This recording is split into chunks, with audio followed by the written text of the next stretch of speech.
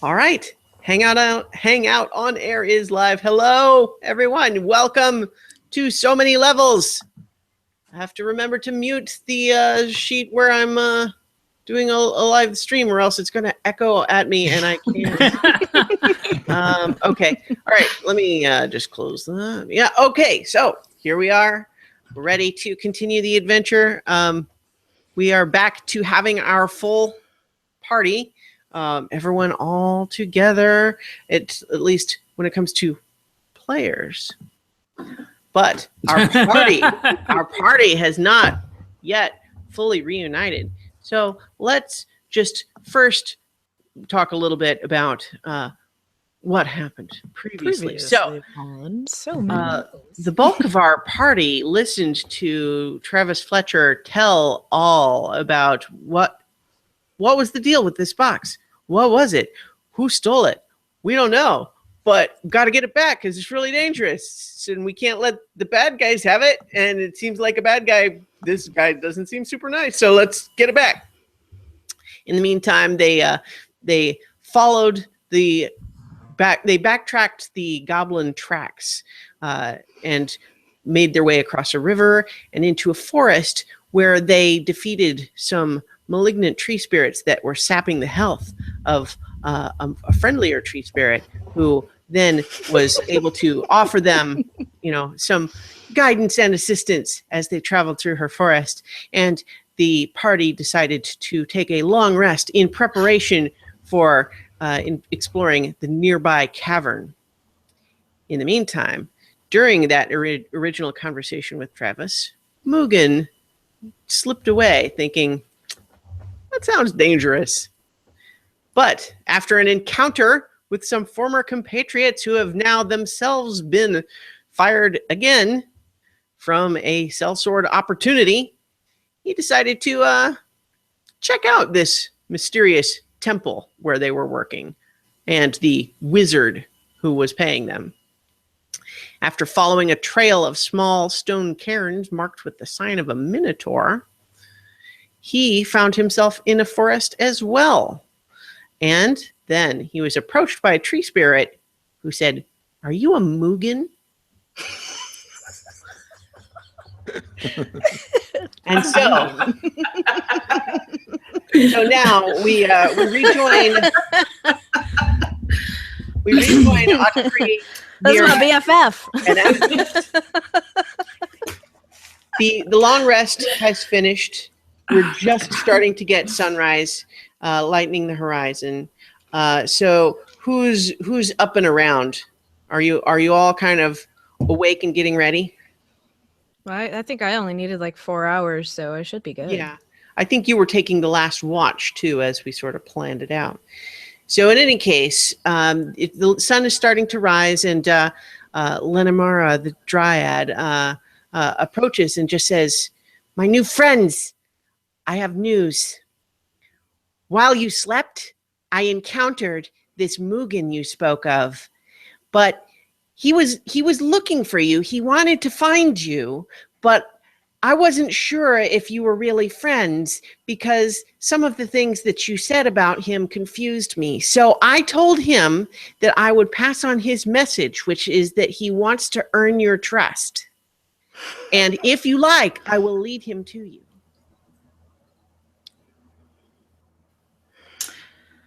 So, good morning.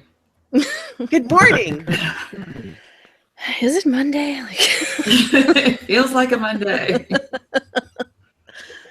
So, do we want Mugan back? Do we consider him a friend or a foe? Well, that's the million gold piece question, isn't it? He spoke of a temple, but he was heading in the direction of the cavern.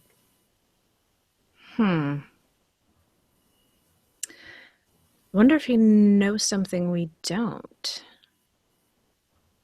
I mean, I don't. Possible. I guess we should at least hear out what he has to say. I will give him that much. I don't trust him. Yeah. But. So I should lead him. What he knows. I should lead him to you then? Please do. Yes. Very well. And so she disappears back into the trunk of a tree and appears out of one near Mugan and lets him know he has been invited to rejoin the party, but with some reservations. She's given him the heads up that there's some little potential uncertainty there, and so she leads him there. He's actually not too far away, and so not the sun is still just kind of rising into the sky as she leads Mugan into camp.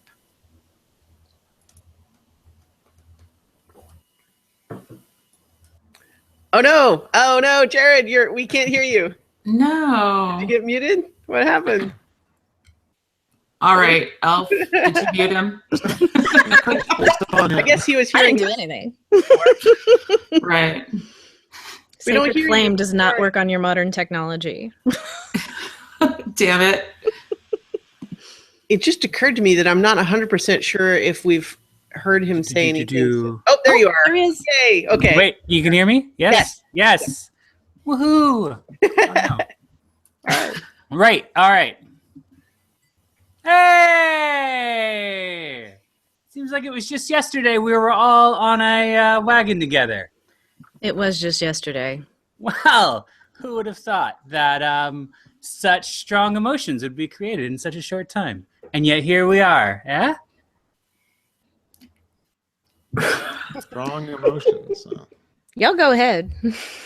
Strong emotions. Cowardice comes to mind. Well, I would never say that about you. Not me. I don't know what these people have been saying about you, but let me tell you, you're a brave soul. I can Where see have that you in your been? eyes. Well, I'm sorry. Was I supposed to be somewhere? Was there a deadline? I was going to my original destination. Remind me of the original destination out of character. Villanocta. Villanocta, which I assumed you guys were also going to. How was I to know that you'd want to go off on some sort of dangerous crusade instead? You didn't tell me this. No. I was left wandering alone.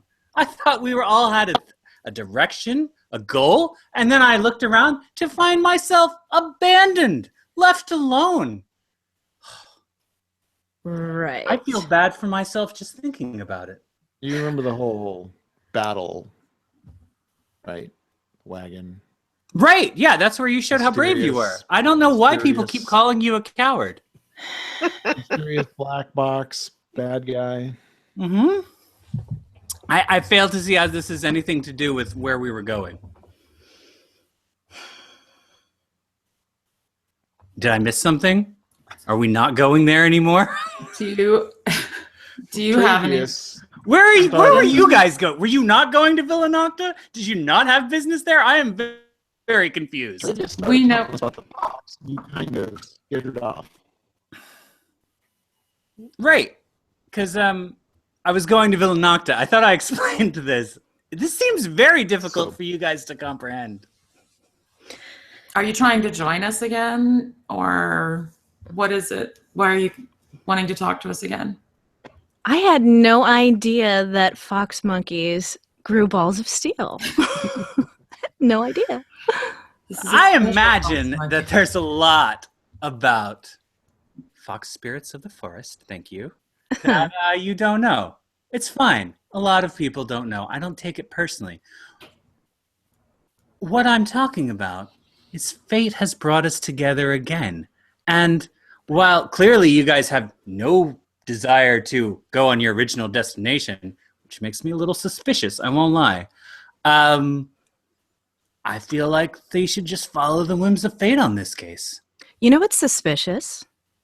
You know what's The fact that really you guys have no interest suspicious? in your original goals? That is very suspicious. You're going to stop talking now. What's really suspicious is that we get attacked by some hooded writer who then puts himself into our brains. And when everything calms down, you mysteriously disappear. That does not Incredibly seem suspicious convenient. at all to me. It's incredibly convenient. That is the least suspicious things that happen. First off, goblin ambush. I will put that at the most suspicious. Someone must have tipped them off. Yeah, I wonder who that might have been. Will you stop implicating the big guy here? He is not a coward nor a traitor.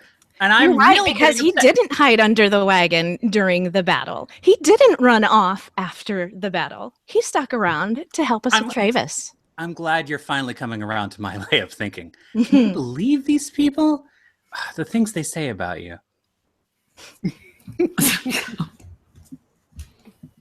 Yeah, just gonna pat my pocket right here. That's not going anywhere. Oh, thank you. Lenimara kind of just is watching back and forth with all of you. It's like, I'm still unsure if you are friends. You know, I'm going to agree with you on this one. I thought we were wagon buddies.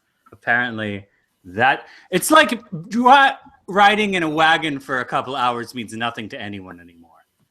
He said, I thought our bonds were stronger than that. He said of all of you that you were acorn friends, that your friendship had not fully grown and matured yet, but that it was a seed that, if planted and cared for, could become a mighty oak. Well, I believe if we're really following along with this metaphor, don't trees generally stay in one place? And there's a lot of shit that gets put on them as well. So, All right, so the metaphor is not perfect. Maybe I won't write it down. I'm sorry. I'll write down another metaphor that fits. Everyone's an editor. That's the problem. I like acorns. Look, I originally talked about minerals, okay, and it went right over her head. She's looking up in the sky. Yeah. Yeah. So Yeah, she is. this fox and this cavern. What do we do, team? I want to know where he was. Where have you How been? many times do I have to say on the road to Villa Nocta for Yeah, you to excuse me for understand? not believing you. I don't believe Oh, I'm sorry. It was only my stated goal from the beginning. You're Then the why people did who you come decided back? to just. What are you doing here? upgrade. Because this is nowhere near the road to Villanocta. So why are you here? Once again, the hand of fate has drawn me here. I don't mock the hand of fate. The spirit's guide, Missy. All right? The spirit's guide. Are you doubting the spirits? Because I sure don't. But can anyone do a perception or some sort of check against this fool? Well, within the party, it's between you guys. You don't. I we don't mean, you're roll welcome to from one player perceive. against another player. I'm not sure what you'd be checking for. I don't know either. I'll be honest. But Lenimara just hops in. Is like, he was following stone cairns towards a temple that he said was in the cavern we talked about. Well, Ooh, really? I don't And then know he what's in said the that it would cavern. probably be more dangerous to go in alone. All of this is true. What are these stones she's talking about? Well, I don't want to say it's folk art because there's clearly some craftsmanship behind it. But at the same time, it's not the most polished carvings I've ever seen.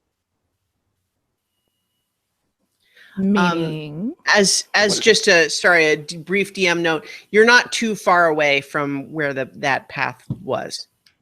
If you I mean, wanted I to can show you a bunch of little carving. They got like a minotaur on them. And I think, see, I ran into some buddies. You don't know them because here we we've go. barely met. So I'm not surprised that you don't know all my friends. It's probably for the best. What I'm saying is they recently had a goings-on with I don't want to say evil wizard, but I don't think a good wizard is going to be the kind of person who hires these guys. You know what I'm saying? So that guy seemed to be causing a lot of trouble. Had goblins in his employ, which, if you remember, was the most suspicious thing that we've encountered so far. And you say your friends were working for him. Friend's a strong word. I wouldn't use friends. Little acorn friends? Not even. These are more like, kindling friends, something like that. But not even friends. Who's talking about friends? We're friends. You guys and me. What I'm trying to say here is there is a wizard in a temple with a maze, and also minotaur symbols lead to mazes usually. It's just a common thing. I don't know why that is. It's kind of like raspberries and how they always show up in desserts. You never see them in the main dish, just like you never see minotaurs outside of mazes. I don't know that that made any sense. But let me see the carvings. I want to go see the carvings. Okay. Because I don't believe anything he's saying. So unless I see proof, so let's go find some proof. What is remarkable, what is the most suspicious thing, even topping the goblins here, is I've been giving you nothing but truth, and yet I'm not believed. This is anti-spirit racism. That's what this is. That's fine. Spirits are used to not being believed. That's on you. That's on you guys. Are you all going to look at these carvings? Yeah, we're gonna make sure he goes first. Okay. So he leads you back to the trail that he was following and the little stone cairns. And Nira, I'm going to have you make a religion check. That's a D20. It's a D20, and then you I have have a +4. You're proficient in religion, so yeah, D20 +4. 14. With the 4. Yes. Okay, so what you recognize about these is that, first of all, they're pretty old, like a few hundred years old. But these types of stones are often used when you're making a path to a temple of some kind, because first of all, it's a way to guide the people who are looking for it. If it's in an unfamiliar place, but also you can do, you stop at each one and do a little bit of a prayer. And that's what these types of stones are used for. You're not necessarily that familiar with Minotaur related stuff. Do a history check as well. Ugh, that didn't go well. That's also see. +4. 9. Okay. You can't quite remember very much about minotaurs. They're not mythical, but you don't really certainly you haven't heard of anybody seeing them for hundreds of years. All right. So would I know, is there something detrimental about not offering prayers as we go? Would I know that? No, not usually. And in fact, depending on the strength of whatever spirit might be at the temple, it might be that the little prayers at each cairn are not necessarily even going to be within the spirit's awareness. It's more of a just kind of part of the rite of passage and for the pilgrimage that someone might be on. Okay. They're also just practical, to help someone find a place. All right. So are we following the path then? Well, that's up to you. What are we going to do, guys? Yeah, I say we check it out. How far is this going to I take like us? the way you think, Clyde. That we were Blizzard. Clyde. Acorns, right? Uh-huh. So how far is this going to take us off from what we were heading into the caverns for initially? And we don't even know if there's any kind of reward that I can tell. The trail that Mugan was following leads to the cavern that you were asking me to watch last night. Oh, same place. All right. This is just a more direct route. I mean, I know you guys like to go the long way around. Clearly, you're taking the long way around to get to wherever you were going yesterday. But this is a more direct point A to point B. Oh, see, now, Toots, that's something you should write down. Don't you think? Artie? Sorry. Archie, what do you got here? Can't hear you. You're mumbling, Archie. Go tiefling on us. I was looking. Dude. There it is. You're scratchy and going Cylon. Yeah, your audio is kind of very crackly. I don't know if there's a loose connection. Yeah. It does sound kind of like loose connection, but Enunciate, and we shall proceed with you. The unknown C8. Actually, well, it seemed like it was better for a second. Yeah. Yeah. And then I fail. Trick one. Is there some kind of a dice roll we can do that'll improve his audio? Do you have a technology check? Come on.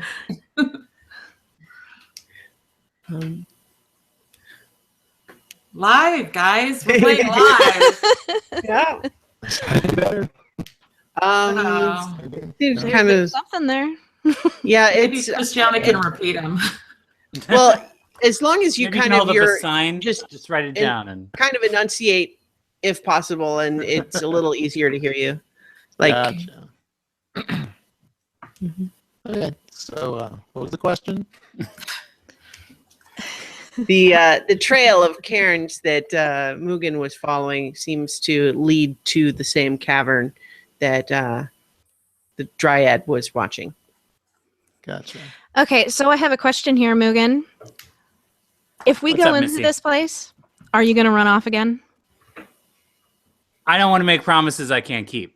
Hmm. Listen, you have fire that comes down from the sky. Clyde over here is a one-man man-o-war who does not deserve those cowardice things you keep talking about.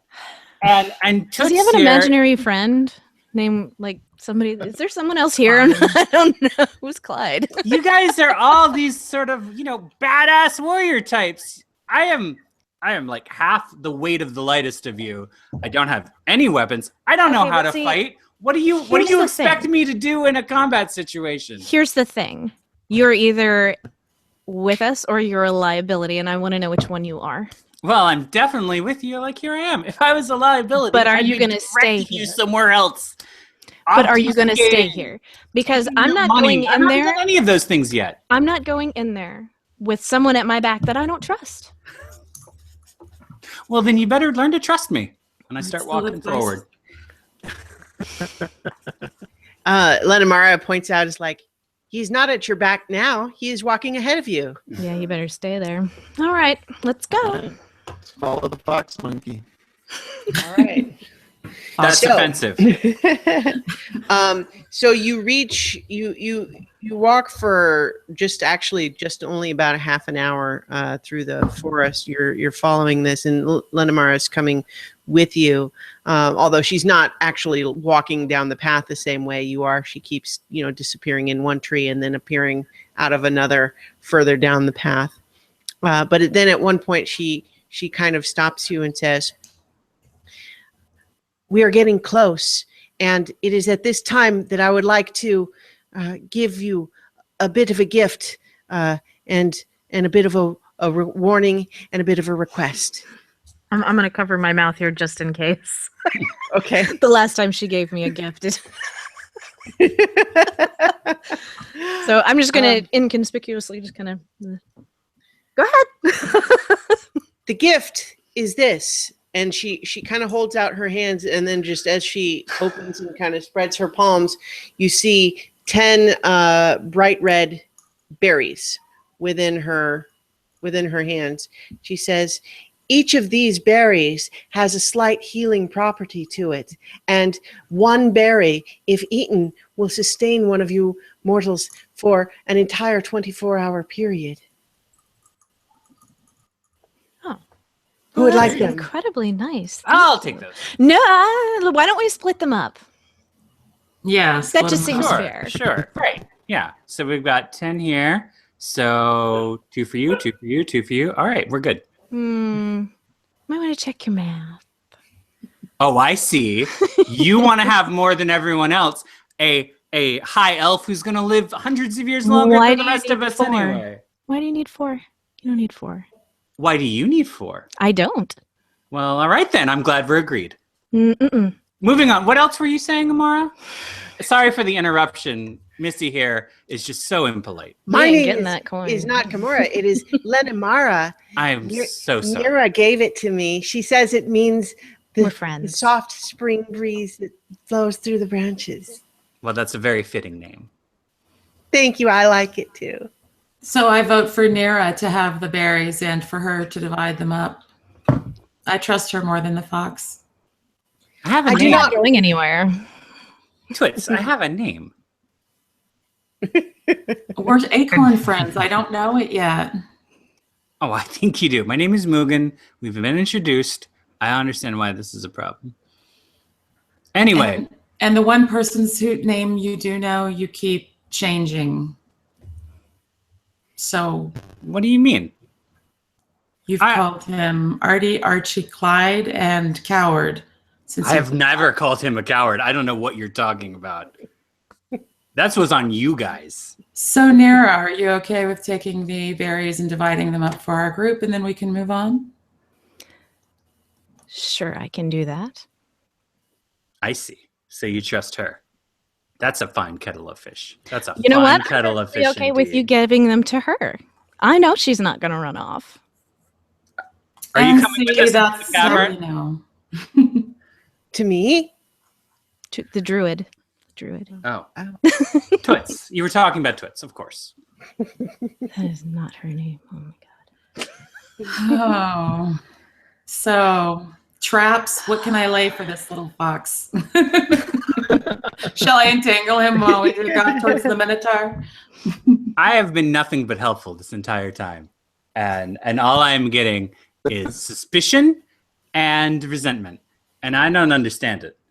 I found a more direct path for the group. If I may, the front of the cavern. The warning that I mentioned is that you are nearby a cavern where there are some goblins inside, and you may want to keep your voices softer or else they will hear you. Thank you, Breezy. Okay, Jabberjaw, shut it. Let's go. Breezy, I like that too.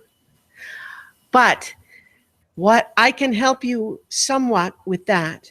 I have some magics that, as long as you are with me, you will be much harder to detect. However, I can only accompany you as far as the edge of the woods, and there is a gap between the edge of the woods and the cavern. I cannot cover you with my magic the entire way. But until then, I can. Sounds awesome. Let's go. Not waste. We're burning daylight. In addition to the goblins, there is a plant of some kind, but it is not native to this area. I am unfamiliar with its ways. I cannot tell you anything more about it except that it is there.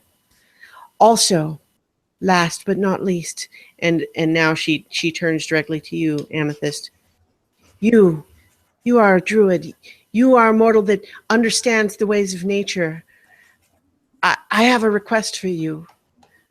There is a stream near this cavern, and the spirit of that stream was once dormant and peaceful, and now I sense that it has become unfriendly, but I am not able to communicate with it. Would you be able to investigate this and hopefully find a way to restore it to its original state? Absolutely. It's within the caverns itself? The stream itself runs directly in front of the cavern. You will need to cross it in order to get to the cavern. It is small, not like a mighty river, but just a stream. And I believe that the source of the water emanates from underground near where the cavern is. I will find out, and I will do what I can. Thank you. Whatever you can. And thank you for the berries. I'm going to hand out 3 apiece to my my little partner here. I think that's right. There's 3 of us. Did you say 4, 12? No, 2. Wait. Yeah, there'll be 2 each and then 2 spare. Which is what I've been saying the whole time. Let's let the druid hold on to the spares so that if somebody desperately needs them, then we'll dole those out as needed. I forgot to add myself in there. Is that bad? Yeah, you did. So just as Very a brief fitting. DM note, what she has just given you are good berries, and there's actually a spell to make those that Lenamara as a dryad can cast. And what each of them does is restore 1 HP. But she was also correct that it's basically eating 1 berry is like all the food you would need for a whole day. All right, so I'm going to hand over the 2 extra berries to Amethyst. but I'm going to palm one and replace one with a stone when I hand it to her so she doesn't notice. The dryad already handed them to me. No, I took them earlier. He had taken them, and I think there was discussion about him giving them to you, but it was not from the dryad directly to you. Yeah, he's got you. Oh shit. So Can she do a perception check on that one? Yes. Well, I'm gonna roll a sleight of hand on that first. Right. Yes. He's gonna roll sleight of hand against your perception. So, Jared, you roll sleight of hand, and Amethyst. Viv. Okay. Mugan rolls sleight of hand. Amethyst roll perception. Okay. And I roll the d20 and add the perception modifier. Yes. Is that 9 plus 3? 12. 25. Shit, dogs. All right. Fox wins. Yeah. So basically, you see in his hand, he's holding the 2 extra berries. You see him put, you see him going down to put them into your hand. You close your hand and you feel 2 berry-like things, and then you just go to put them in your pouch. Mm-hmm. Sounds right. All right. So you are. So do we each have 2 good berries, and he has snuck You the other have 2, right? you have No, 3 no. good ones. You So have 3 good ones. is she I gonna have have 3 to good make a ones. roll? Like when she goes to if she takes one, is she gonna have to roll? Basically, the next time you go to look in your pack, Guys. the next time you go to get them out, you will probably find that there is a rock there instead. I imagine so. Let's hope it's a rock. It's definitely All right. So now we're close enough now to to this area that do you want to approach stealthily? Yes. Because I you will believe need so. to make a stealth check. First, you want to make a check. Like can we see anything from the edge of the woods before that gap? Like is there anybody outside? Well, so you're going to make a couple of checks, All right?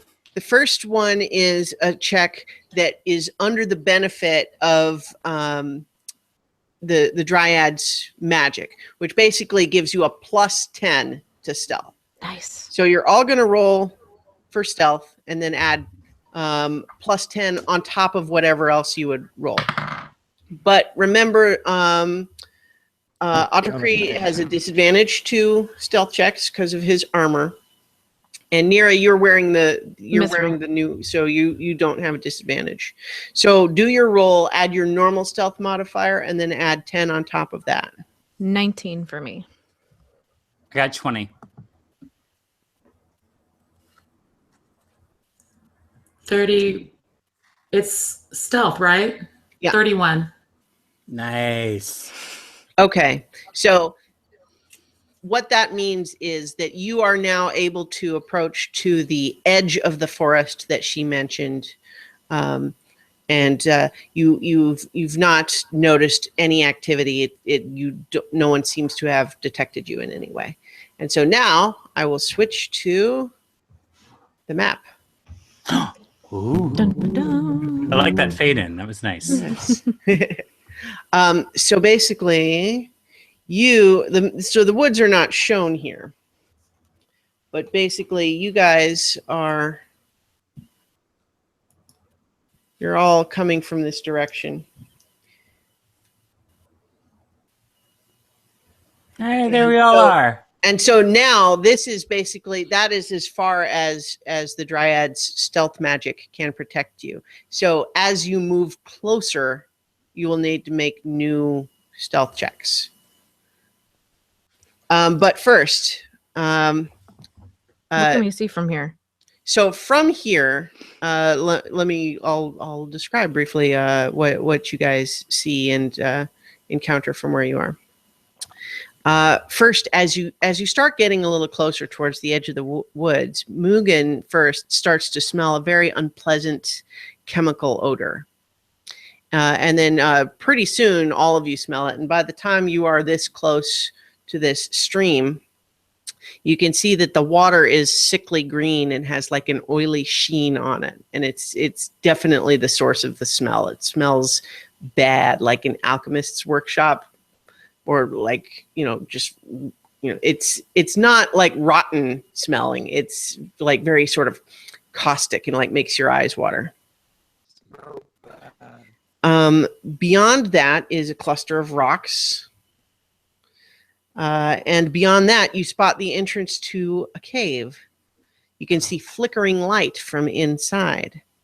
There is dense foliage obscuring the hillside to both the left and the right of the, I'm not sure if the left and right. I'm saying as you're facing the cave, left and right. I'm actually not sure how it's going to be flipped on the final video anyway. But so there's foliage on both sides of the cave entrance. And yeah, that's what you can see from where you are. All right. You think we ought to wait on investigating the stream until after we're like the coast is clear? Because we don't want to. I don't think we should linger here while we know that there's goblins right ahead. So the only reason that I think we should look at the stream first is because it is fed from whatever's inside that cavern. And so I think it might be a hint of what's inside if we can identify what's wrong with the stream. Are there any animals nearby, Deanne? Yes, there are. You kind of close your eyes and sort of open your awareness to the forest around you, and you detect there's a couple of squirrels not too far.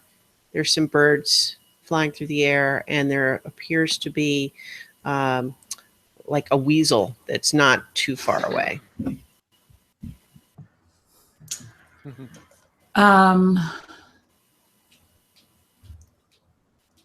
Squirrels, birds, and a weasel.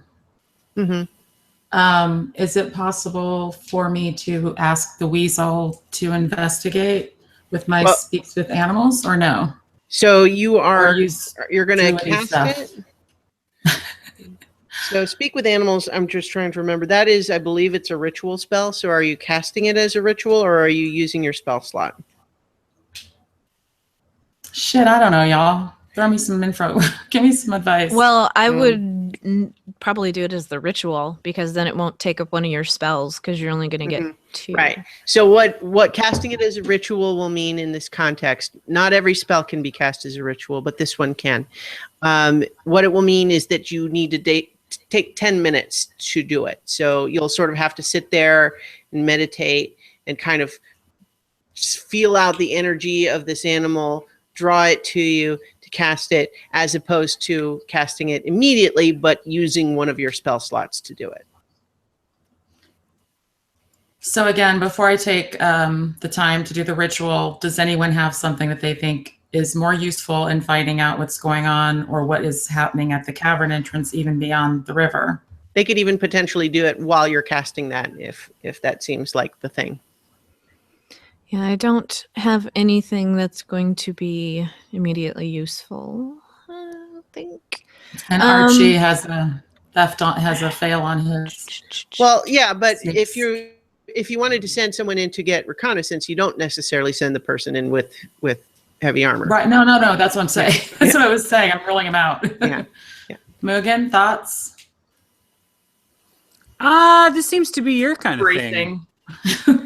So are those rocks? I don't want to step on your druidy toes, Toots. If we get up to the rocks, can we use them as cover from in front of the cave? They're about waist high. So if you're standing, you could be seen over the top, but you could sort of huddle down under by them and be covered. Even Archie's armor? Well, I mean, it's the big guy. You might still make noise getting there. Right. I'm happy to do the ritual and send in my little weasel pal. Yeah, let's watch my back while I'm doing it. Yeah, well, I got your back. Keep an eye out. All right. So Casting speaks with animals. I don't know. that's all right. So I don't have a fancy boot like Starla. so, Sorry, as, Mira. so you sort of sit down on the ground and you're kind of just opening your awareness, and you're feeling out all the different animals that you can sense around you, and you kind of fixate on the weasel, and it kind of ends up kind of coming out of the bush, kind of looking at you and sort of cocking your head, and then it comes in front of you and just kind of sits down and looks at you.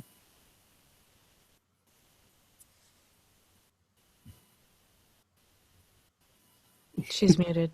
Hey, buddy. How you doing? Hello, I'm okay. I'm hungry.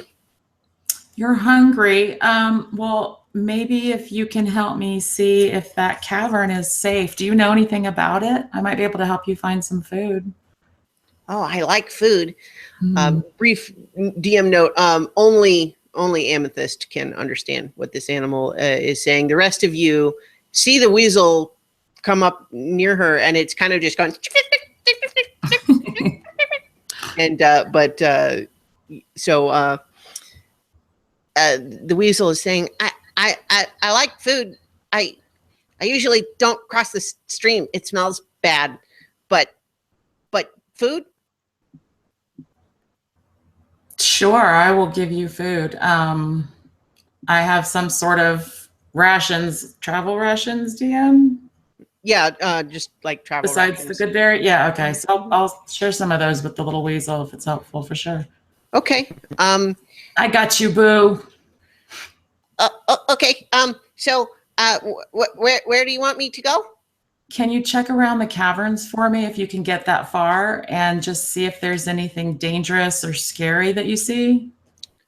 Okay. And so the weasel, I don't have a little token for him. He's the guy's right here. And he kind of hesitates and sort of dances back and forth on the side a little bit, and then hops and manages to clear it. Oh, yay. He kind of hesitates around here like he smells something bad, and actually goes all the way back around the rocks like this. Kind of sort of just peeks around the side. Mm-hmm. I'm making this noise as I point around on the map for those of you listening in audio. So the weasel is kind of hesitating around one side, and then he kind of comes back along, and he sort of hesitates again, then hops over the stream and comes back again. He says, "There's something that smells really strange in the bushes on one side of the cave. There's something dead there, but something else too. It's weird. I don't know what it is. In the cave, I looked, and there's little there's green monsters in there too. They're maybe they're smaller than you, but much bigger than me. There's two of them in there, and they're sitting at different fires." Well, thank you so much. Is there anything else that you think that we should know over there? Because I'm going to give you rations now. Food.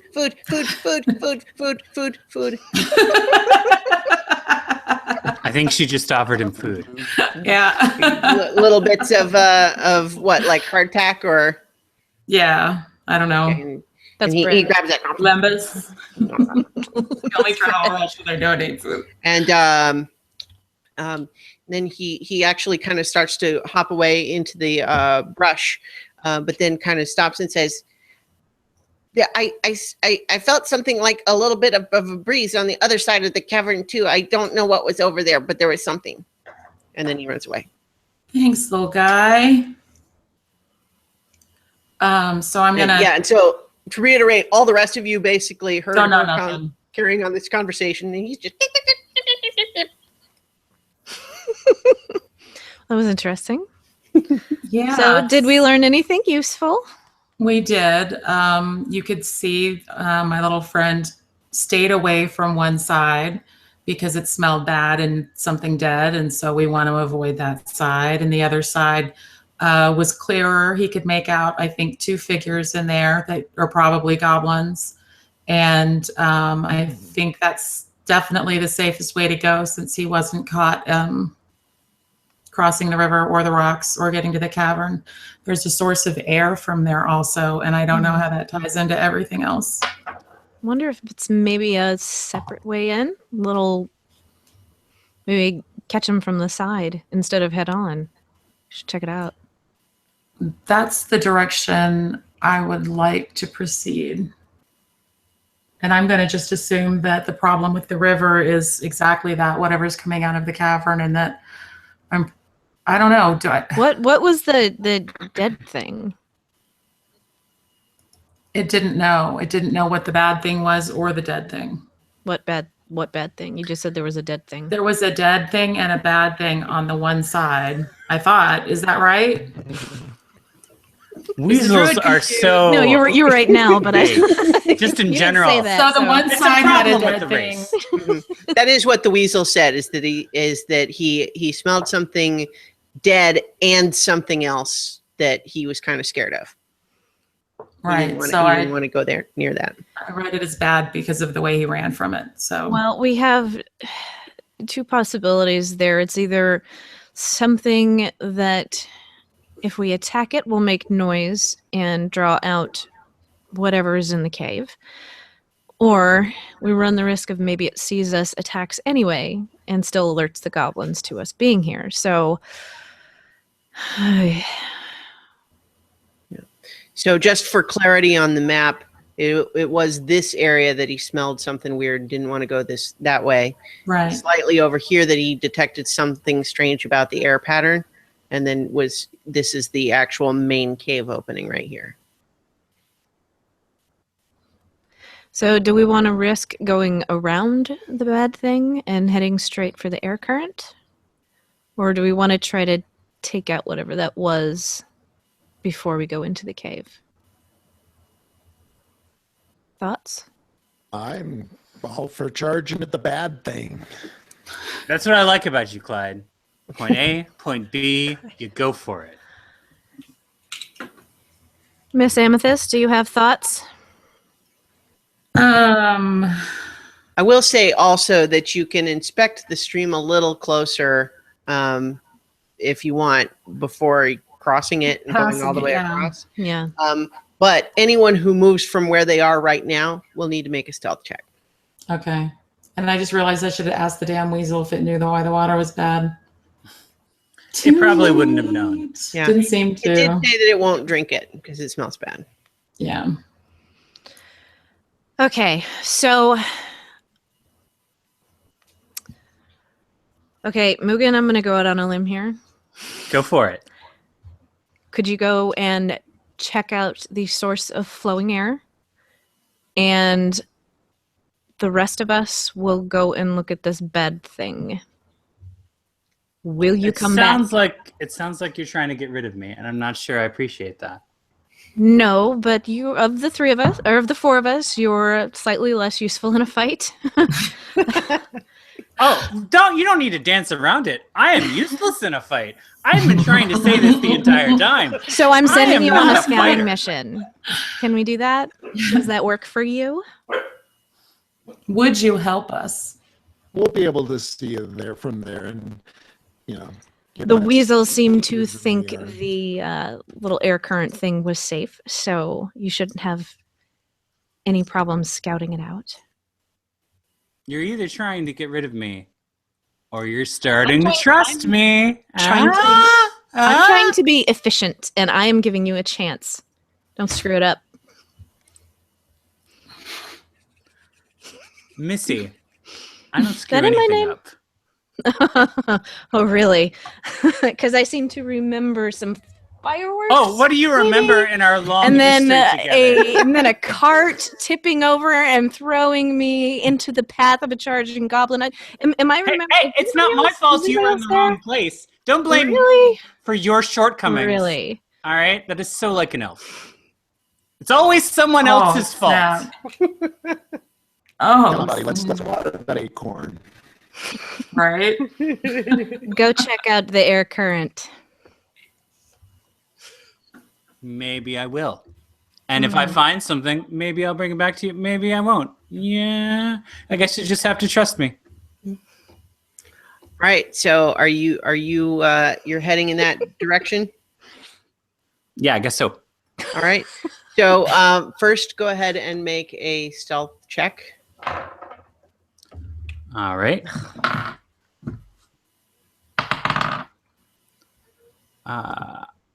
That would be Got a. plus Where's 2, I my? So we are not Second under from the the bottom in the Dryad's skills. protection anymore, Right. correct? Yeah. Stuff, She got you yeah. up to the edge of the forest, but from here she That can't. would be a 22. Okay. Wow. Yeah, I got a That- 13.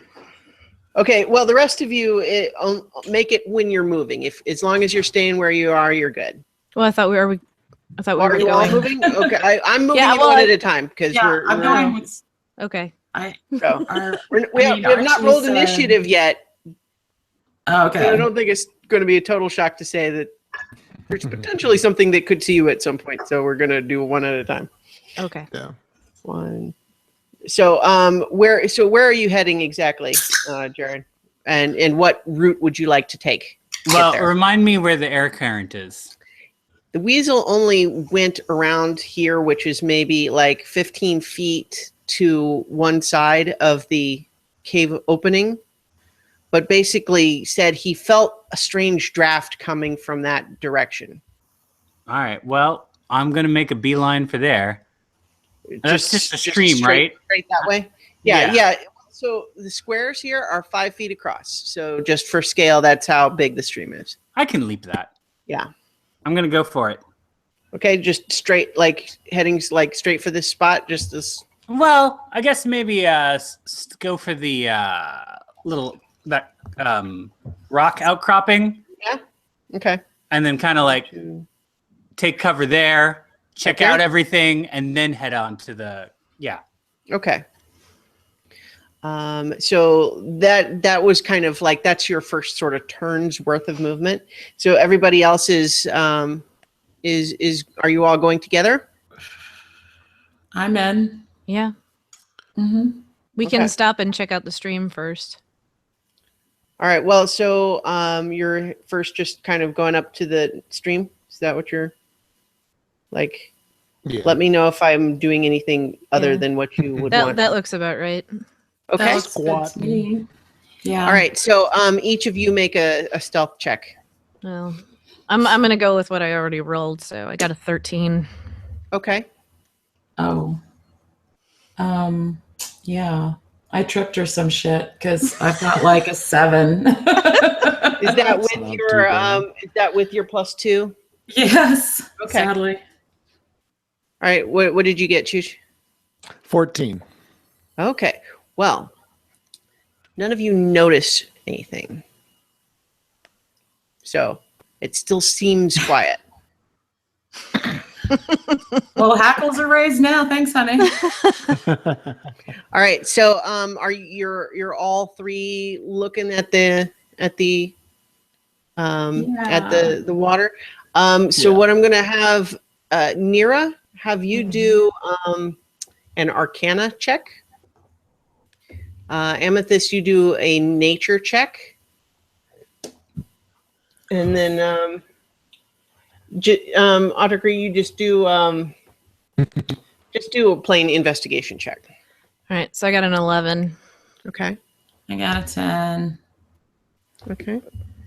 5. Jesus. All right. So Archie, basically what you're able to tell about it is basically just a confirmation of what you kind of could see from a distance, which is that there's some kind of sheen on the water. It looks a bad color and it smells real bad. Amethyst and Nira, you're able to tell a bit more, which is to say that this definitely seems like to be some sort of a chemical pollution. It has magic, kind of a little bit. There's a slight magical quality to it, but you really can't tell much more about it or what it might be. But then, yeah, I'm sorry. That's all you can tell with those rolls. And Shit. So I if you can't wanna- do anything druidy? like, so you could do another attempt or try doing something else, but it takes time, right? Okay. So it's like another attempt would basically mean you're staying where you are for kind of another round's worth. Gotcha. In the meantime, Mugan, are you still moving towards where you were headed? Absolutely. Wait. Let me do a perception since I'm in a good place to do that. Good idea. What do I perceive? What did you roll? I rolled a 12. Okay. From there, you can see in the cavern entrance, the flickering light does seem like it's probably from like campfires of some kind. Mm-hmm.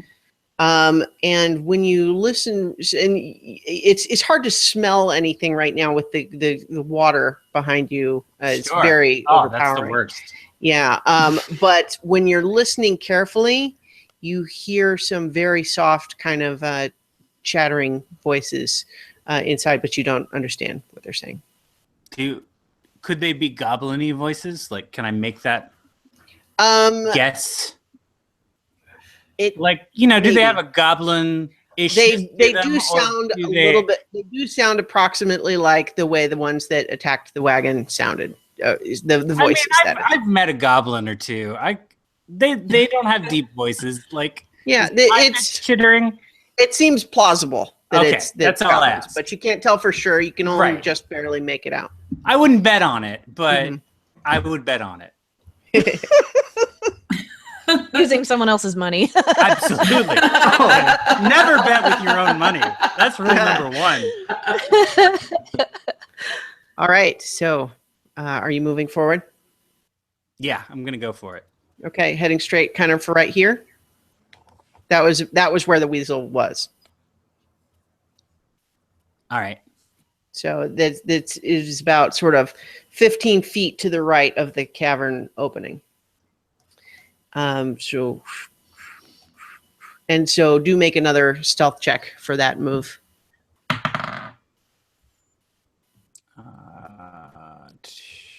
It's just a 10. Okay. You are listening carefully as you approach because you can kind of hear the voices to try to detect if you sense any change in the tone or quality of it, and you do not. Okay. So once you're kind of here, you sort of, you're kind of trying to get a sense of what it was that the weasel might have been feeling, and you do kind of detect a draft that smells a little bit like campfire smoke coming from your right. Hey, secret entrance. All right. In the meantime, what are the rest of you guys doing? Are you staying there? Are you moving on? I think we should move on. Agreed. I don't think we're gonna be able to fix this stream until whatever's in the cave is stopped. Mm-hmm. Can I can't talk, or was that another round of actions, or can I try talking to the spirit of the river or whatever? If you want to hang back while they move forward and try, yeah, you can absolutely do that. I'll have you make another nature roll for that. In the meantime, if you stay there, you can do it. And whether these guys want to hang out with you or move forward, let me know. All right, I'm gonna creep forward and check out where this dead thing was. So I'm going. Everybody's at full health points, right? Yes, because you had the long rest. So right Mugan actually didn't technically get a long rest, but he wasn't hurt, so he's fine. I need less. All right. So I'm going to have you right here. Actually, make a perception check when you're right here. Also, another stealth check. Oh no! Which one is that? No. My perception check is a 6. Okay, so you go ahead and you move to where you were going to move. You can get about there. All right. Ooh, I just rolled a 20. Oh, okay. So good. Nice. As you're in that spot, you as you kind of come up towards the bushes and you're kind of peering into it, you definitely see probably what the weasel, at least part of what the weasel smelled. There's sort of a dead, like a sort of old, like very decomposed corpse of a small creature that looks kind of reptilian but humanoid. You know, 2 arms, 2 legs, but it's got kind of a weird sort of lizard skull on it. So goblin or not goblin, or can I tell? No, it's not a goblin. The skull is entirely different. Goblin skulls look much more like human or primate skulls. This thing has got a lizard skull on it. You also catch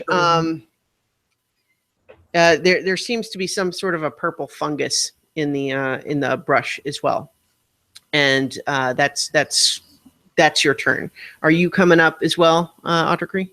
Yeah. Okay, so first you're making your own stealth roll. Disadvantage. Right. Is the disadvantage -1 or -2? The disadvantage means you're rolling twice and you choose the lower of the 2. Oh, okay, gotcha. Yeah. Now you do have a +1, so you add that each time, but you're adding it to the lower of the 2 rolls. Gotcha. Which instead of a 20, it means I roll 7, so I get an 8. Okay, so yeah, your audio still is very crackly. I mean, we're kind of able to make you out, but it definitely does. It's not ideal. So and anyway, an 8. So you're moving up all the way to join where Nira is. Yeah. Okay, make a perception roll.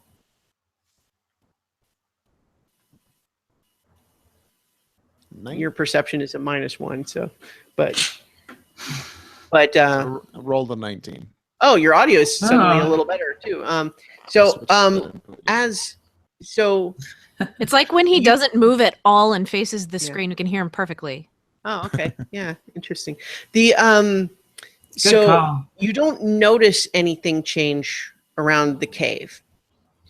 You do, however, as you get close to this brush, you see that within the brush there's a huge sort of weird purple fungus thing, and it seems to kind of twitch, like not with the wind, but to move just a little bit. Make a nature check or survival check, which let's see, yours your nature check's better than your survival check, so I would do that. Hey, Christiana, would this be something from the list that I would know about, or no? Which list? My list. Oh, spells. No, Oh, okay. The whole reason I'm out here. Yeah. I didn't have you make a nature check because you had a low perception roll, so you didn't really. Okay. It didn't sort of like stand out. Okay. As worthy of paying more attention to. Okay. So I rolled an 18. An 18. Okay, so you recognize that even though this is a very unusual place for it, this is what's known as a violet fungus, and here's what's not great. It is mobile and carnivorous. It is... oops, I'm dropping stuff here. Cliffhanger! Yeah. Nope. So it is right here. So this is... let's see. Hold it up to the... All right. Feed me, Seymour. All right. So... and as you look at it, it kind of trembles, like it's sensed something. Right. So Amethyst, your turn. You're trying to ask the if you can try to sense the spirit or talk to it. I mean, I was gonna, but now it seems stupid. But we're gonna assume that I can't see what's around the corner. So Is that right? I'm assuming I can't see what's happening to them. Well, bear in mind, all that would have happened up to this point that you can see is that Autarchy kind of stopped a little bit short about where he is. And you wouldn't know. Like, he's not going to yell back to you because you're trying to be stealthy. So which direction was the river coming in? Was it emptying from the cavern or going into it? Flowing in this direction. But so like the cavern that you can see is not where it's emerging from, but it does seem to be coming from somewhere in the hills that this cavern is kind of going down underneath. Okay, so I'm gonna go ahead and roll and talk to the spirit and see what's. Right. So do another nature roll. 15 plus 3, 18. Okay, so you definitely sense that there is a spirit associated with this stream, but it's not like its physical embodiment is not out here. In fact, it seems like it's maybe coming from inside the cavern. But as you sort of kind of probe at the feeling, you feel it almost like a dog snapping at you, like as a snarl. It sort of like pushes you away from noticing, like it's sort of a magical snapping at you to make you jump back. And so, but you get a sense that wherever this spirit is manifesting, it's inside the cavern. And that's all I can ask it, glean from it. It seems very hostile. Well, it's hostile but not attacking. Well, like I said, it's where wherever its physical self is. Like when you see the spirit, like this is where the magical of the spirit that sustains it comes from. It is the stream, but if it's going to appear to you as a spirit, that is inside. Okay, then I'm gonna whatever's left of my action is going to be joining the rest of them. That's your whole turn was to hang out and try to do that sense. Okay. All right. So Mugan, you, from where you are, especially because you're kind of maintaining a careful listening, on the voices inside. Yeah. You're listening, and then all of a sudden, from over by the bushes, you hear clank, clank, clank, clank, clank from Autarchy coming out from behind the rocks. And you hear the voices inside the cavern suddenly go silent. Oh, no. You can't hear any other movement, but you do hear that they've stopped their talking. All right, so where this draft is coming from, clearly some sort of secret entrance. Can I you want to kind of follow the draft? Entrance? Yeah. So as you move, I'm just realizing that part of the map is not showing super well. There we go. Yeah. So as you move kind of into the bushes following the source of this draft, you see that there is, in fact, another entrance to the cavern. And from there, you see the flickering firelight is kind of off to the left in that. And you don't see any goblins or any other activity in this part of the cave, but you can see, like I said, around the curve of it is where flickering fire is coming from. All right, well, going toward the fire, maybe I can head them off at the pass. All right, so you can only move about this far on this That's turn. fair. All right, so are we rolling for initiative now? yes. So yeah, so everybody roll for initiative. I have a 12. Me too. All right. Do I roll for initiative as well? Yeah, so everyone should be adding your initiative modifier, which should be the same as your dexterity modifier. Dexterity. Wait a minute. Oh, so, okay. 20. You rolled a natural 20? I said a 20, but not natural. Okay, so 20 with your... Yeah. Okay. I've got 23. I'm I thought 16 on initiative. All right. You got a 23, Jared? I thought you just said that you had a 12. Nope. Okay. I never said I had a 12. All right. Maybe I'm... Okay. All right, so... Oh, Mugan. So Mugan goes first. You said you got a 16, Amethyst? Right? Yes. Okay. And then Neri, you were 12? Yes. Okay. All right, let me... okay.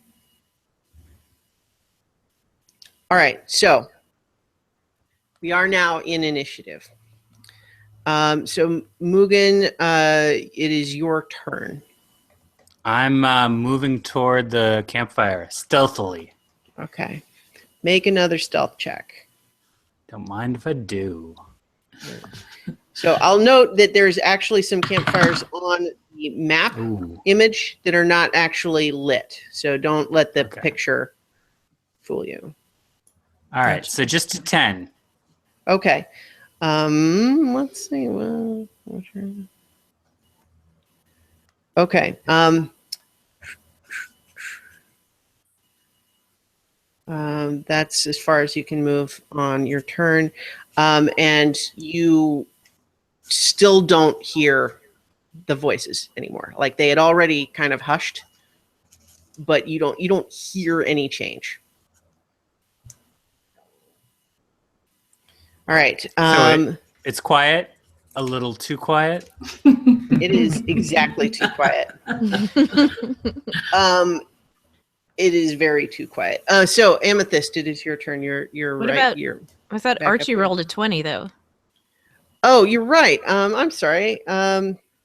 He's so quiet. Yeah. Okay. Get So their attention. yeah, I'm sorry. You are supposed to be ahead of Amethyst, Archie. Yes. So it is your turn.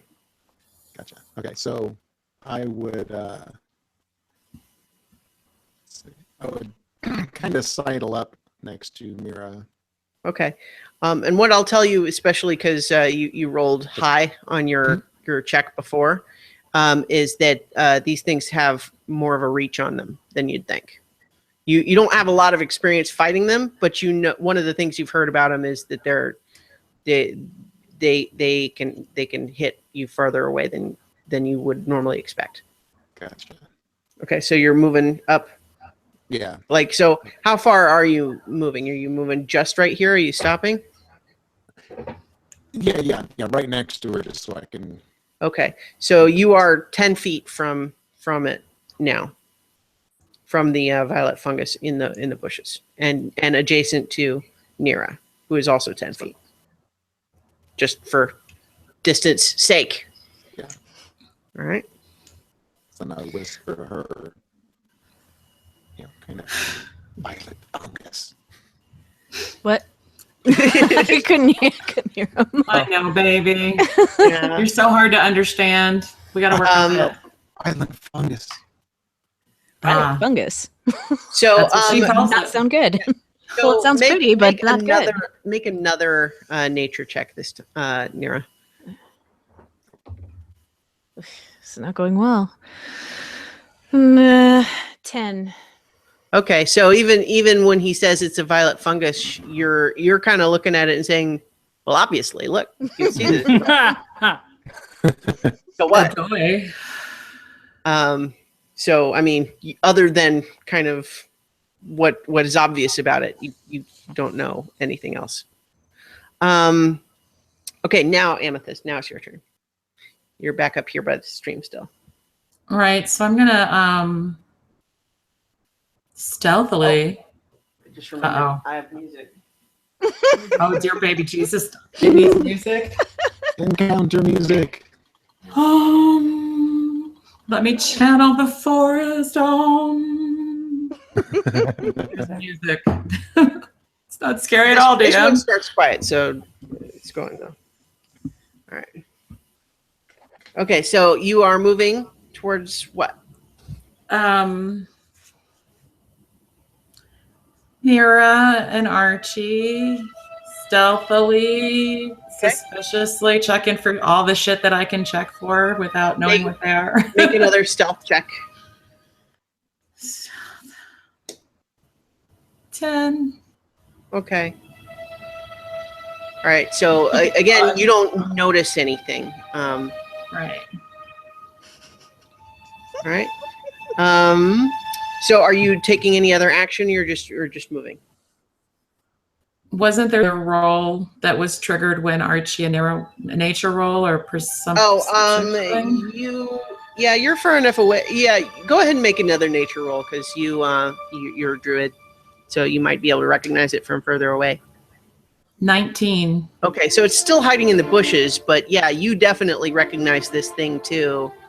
And you, first of all, you know it is not native to this area. It is almost certainly the thing that the Dryad was trying to tell you about, because it normally would live like in caves and stuff, like deep underground, not just in the mouth of a cave like this. It's probably brought here. Okay.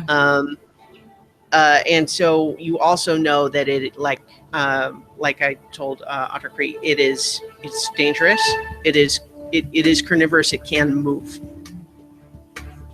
Okay, so I'm just gonna join them.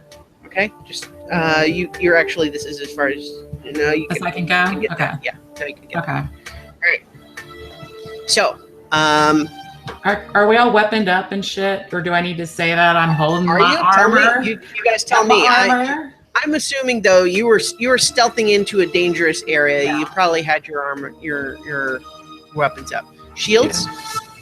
I've got mine. For reals. Okay, those of you who have them. All right. So, Nira, it is now your turn. In character, you don't know anything about this except that you're maybe a little aware that Autarchy seemed concerned. All right. Well, anything that is slightly concerning. First off, I'm going to put up my shield, and just because I love it so much, let's just do Sacred Flame. Okay, you're doing it on the Invoke the magic word, Starla. Violet Fungus. Nira. Damn it. All right. Change your name on your lower third. Okay. Simple. Sacred. So that is a dexterity check, right? It's a cantrip. So Yeah. No. Well, it's what do they do to? Their spell save DC is 13. Okay. Yeah. I was looking for dexterity, but that's fine.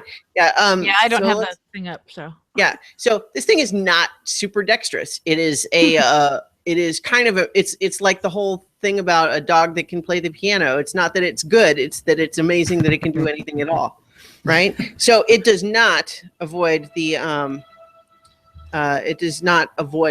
this. So as you cast Sacred Flame, which has a vocal component, so you are speaking this Sacred Flame. I call upon you, Rama. And so from the sky, this column of bright white radiant flame descends and hits this fungus. And so roll your damage 1d8. 5. Okay. Is it just that, or is it something else with Nope, it? that's it for Sacred Flame. Okay. Yeah. So the violet fungus kind of like makes slight little, like a little bit of like a hissing noise, and it sort of like trembles as it's being buffeted with fire. And then when the fire goes away, you can see it's kind of steaming and smoking in a few little burnt places. But Oh, that sounds terrible. It is now also. It's got these little tendrils going and waving these tendrils around. So it is no longer pretending to be an ordinary fungus. All right, and it is now to Violet Fungus's turn. So let's see. Oh, okay. Oh shit. So it's got 4 tendrils and it knows how to use them. So it whips out with the first one against Nira and it hits. And also Wrath of the Storm. Okay, yeah, there you go. Wrath of the Storm. So, are you doing lightning or thunder damage? It's going to be loud or bright. We'll do lightning damage. Okay. So before that kind of happens, this this tendril, like it whips around your wrist, and it just like you just feel like that all of a sudden your arm goes cold, and like as the tendril whips away, you can see that the skin where it touched you is a little bit like black, and you take 4 points of necrotic damage. Shit. Does that also, because I've got my shield up, so does that make any difference? No, it rolled high enough to hit you anyway. Okay. But then Wrath of the Storm kicks in.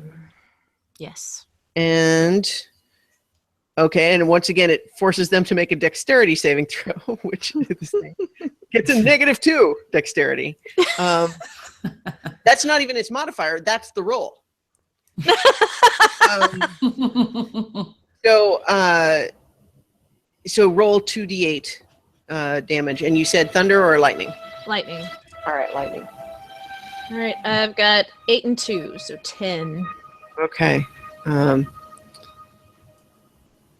Okay. So, as the tendril kind of slips away from you, once again you sort of feel this crackle of electricity in the air and the ozone,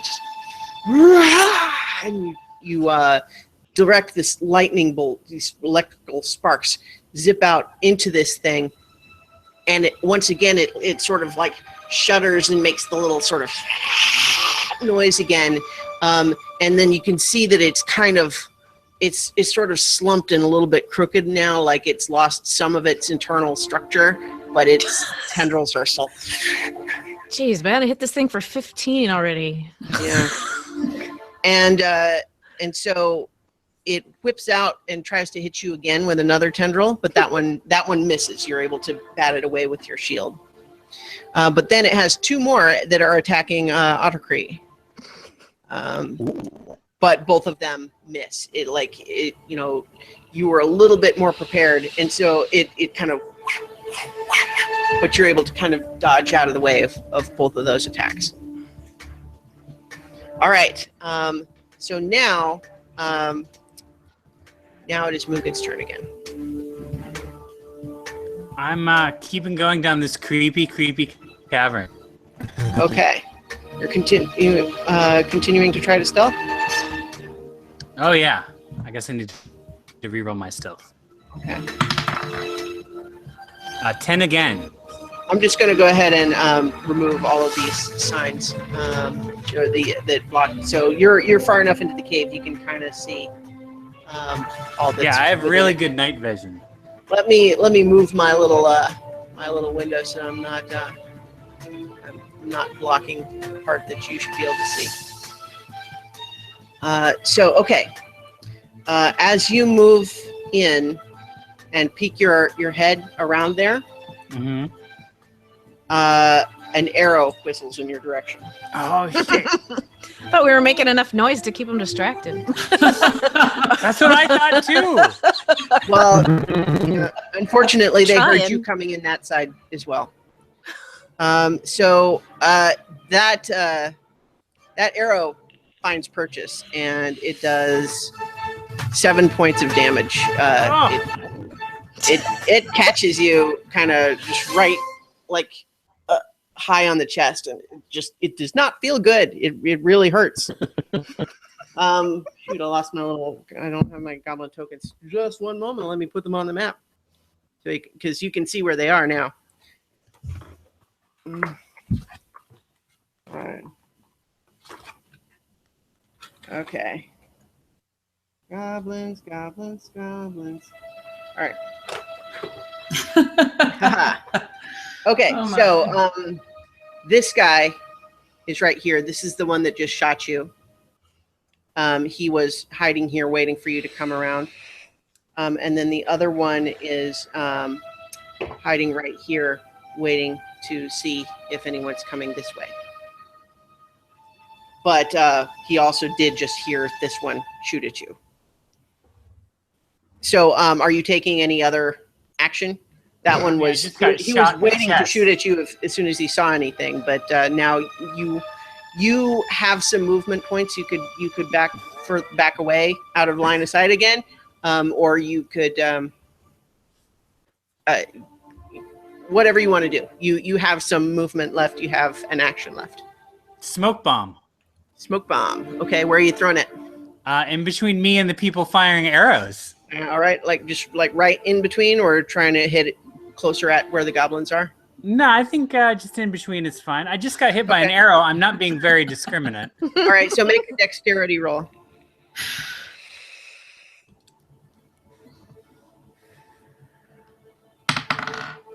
That's a 20. Okay, so you get this smoke bomb pretty much just right where you want it, and then so describe what it looks like as it hits and goes off. All right, it's a very colorful smoke bomb because that's what I have. So like red and blue smoke just kind of go whoosh and billow in front of the area.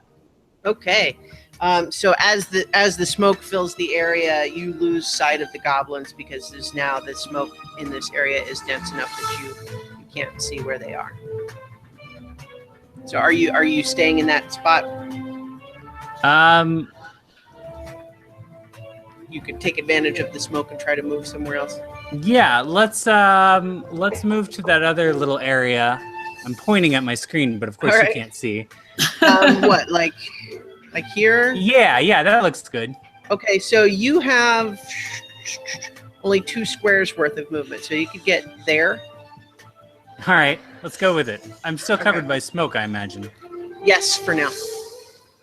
For now. From here, you can definitely hear upset goblins not enjoying the smoke. All right, so it is this goblin's turn, but and what he does is to get away from the smoke. He actually runs to the mouth of the cave here, and so the rest of you see him come out of the cave, accompanied by some smoke. Now it is your. Let's see. No, I guess we just had your. Okay, I'm sorry, I did that wrong. Was not the goblin's turn because we just had Mugan's turn. That's what happened on Mugan's turn. Now it's your turn again, Autarchy. Okay, so I'm going to whack the fungus with my sword. Okay. You do have to get closer to do that. Yes. Ready? You want to just All pretenses of stealth gun. All right, just right here, or you want to get around either side? Does it matter? If you have a preference, I'll put you wherever you want. No, yeah, right in front. Right there. I would go in between. Yeah. Okay. So right now you are kind of standing over where this dead sort of lizardy thing was. Mhm. All right. So make your attack roll. Oh, I roll a 4 plus 5, so a 9. Well, it turns out that is enough to hit something that is not very fast. So you're swinging your sword. Yeah. So roll your damage. So 8. All right. You with one swing of your sword, you suspect that it would have been more difficult if it had not already been partially fried on the inside. Just one swing of your sword, just cut the head off of this thing, and it just kind of flumps to the side, and those little tendrils kind of twitch for a little bit, and then fall in. So the violet fungus is dead. All right, are you? You have some movement points left if you want to use them. Well, I would just. Well, no, let's see. What? You're mumbling again, Archie. Well, I am thinking. With the lightning and the fire, any stealth's probably gone. Can he see the smoke? I would, yes, you can see some red and blue smoke coming out of the cavern, but you would have no idea why. Right. I mean, other than the fact that Mugan was looking for something over in the other direction, so might be related. Who knows? Yeah, I would. Where there's smoke, there's Mugan. Yeah. I would sneak up to the wall where it says monster lair. Like here, or Yeah. maybe one more back. Yeah, right there. Because All right. then I would try to kind of peek around. Yep. All those. From there, you can't see Gotcha. anything through the smoke right Okay. now. Cool. All right, Amethyst, your turn. So, I mean, am I able to see? Did I just see everything with the? Yeah, so you saw fungus? with the combination of Nira's fire and lightning approach and Autarchy just hitting it with a big old sword. This thing is dead. Whacking You the can see the fungus, cavern I think he called it. Has a bunch of smoke coming out of it. Okay. That's all. You can't see into the cavern right now.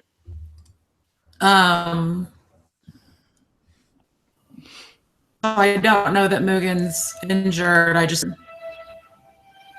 Yeah, so you don't have any idea what's going on inside. Of course, it's Okay. also true that you're not being stealthy anymore, so it wouldn't be as problematic to just yell at each other at this point. So, whatever you guys want to do. I mean, at the same time, he did throw the smoke in order to try to not be seen. So, Right. Yeah. I would. Well, what are? Can I ask Nira's full health points because she took a hit for 4? yeah. So, yeah, you can. So she took 4. She has. No, I only took 2. It was 4 necrotic damage from the You tendril. said because I only took 2 away. You told me 2. Mugan took 4. No. I wrote down 4 for you. Why did you take 2 away? He got hit by the. I don't. Okay. No, okay. I wrote down It- 9 instead It of. had 4 tendrils. 2 of them Right. attacked you, and 2 of But them only one hit. The other one only I one hit. But when it hit, it did 4 necrotic damage. could have sworn you said 2. Okay. I'm sorry. It was 4. I took 4 off on my app and everything. Okay. What's her full health though? 11. Yeah. So she's at 7 of 11 right now. 7 of 11. Well, I'm assuming she's gonna pop a good bury if she needs it, and come around to where Archie is. Okay. Who he's not even in his Like that? chair right now. Yeah, All right. You might be looking for audio solutions or something. yeah. All right. So are you going to take any action? So I don't know that Mugan is in there and has been shot. Mhm. Archie I has. mean, you suspect that the smoke may be related, but you Right. can't see what's happening. So I'm gonna these two these 2 goblins haven't taken any damage at all yet, have they? Well, you wouldn't know that anyway, but they Right. haven't. I feel like throwing Thorn Whip at one of them. You can't see them. You could I just can't. holler for Mugan. Hey, Mugan. Little guy, you there? Can I You can I hear okay? her through this? Yeah. I mean, the smoke does not obscure sound, as far as I know.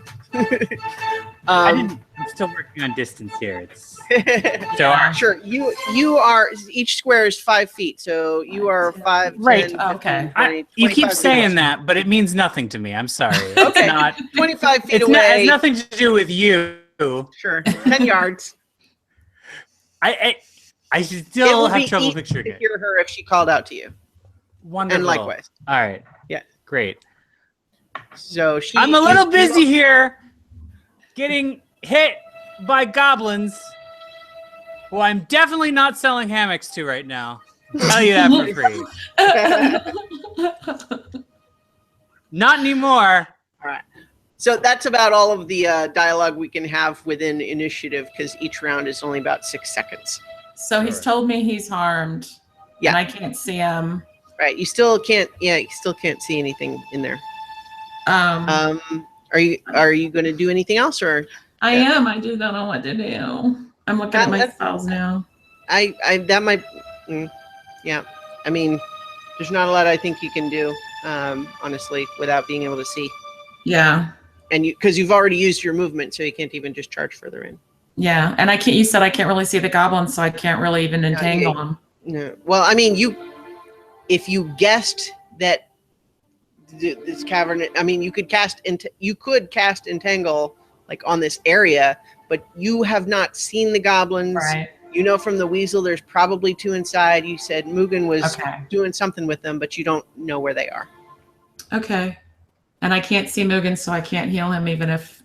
Yeah. Okay. Sorry. Gotcha. He's not in my sight with the smoke. No. Okay. And you do have to be able to see for healing word. Can I see Nira from where I'm at next to Archie? Yes. Can I cast healing word on her? You can. Okay. Is that a cantrip for you, or is it a? It's a level 1. It's a level 1. It's a spell. All right. You seem kind of important to the party. I hope Just so. gonna say. A D4, Yeah. I think. Yeah, it's a D4 plus your spellcasting modifier, which for you is wisdom. So your wisdom modifier is +3. So a D4 +3. So 4. Sorry, kid. Well, hey, that actually puts her at full anyway, Yay. because that was all she Thank took. you. Oh, so that was like for the actual heal. Okay, gotcha. All right, and so Nira, you as Amethyst whispers the healing words, you sort of feel reinvigorated, and you see the black mark on your arm fade back to normal. Thank you. All right. No sacred flame for you today. So it is your turn now, Nira. Okay. How far can I go on a movement? You have a speed of 30, I think. Yes. Yes. You can move 6 squares. Diagonal counts as 1. Let me see. So if you wanted to go like 1, 2, 3, 4, 5, 6. Can I go to the other side of the cave here, like moving diagonally 1, 2, and then down? 3, 4, 5. Is that where you're trying to go? Over one more diagonally. No. The other way. There you go. Okay. That one right there. All right. I'm going to take any action from there. No, because I can't see anything. Yeah. All right. Smoke goes 2 ways. All right. So it's actually the goblins' turn now, but they can't see anything in the smoke either. So this one actually kind of runs this way, trying to get out of the smoke because it's kind of blowing right in at them right now. This guy is trying to run to get out of the smoke, too. And then as he gets here, he just stumbles across Autarchy, who he didn't see, but he is already he's primed for a fight. So he's going to take a swing at you, Autarchy. All right. He takes a swing at you with his scimitar, and he hits. Oh.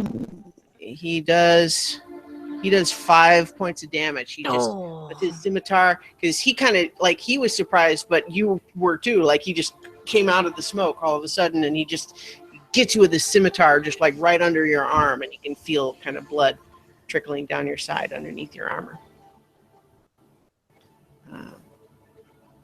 Dude, without even rolling. Huh? Well, no, I mean the goblin rolled. He rolled high enough to hit you. Oh, I know. I was just. Yeah. All right, and so so that's the goblin's turn. So it's you're up again, Mugan.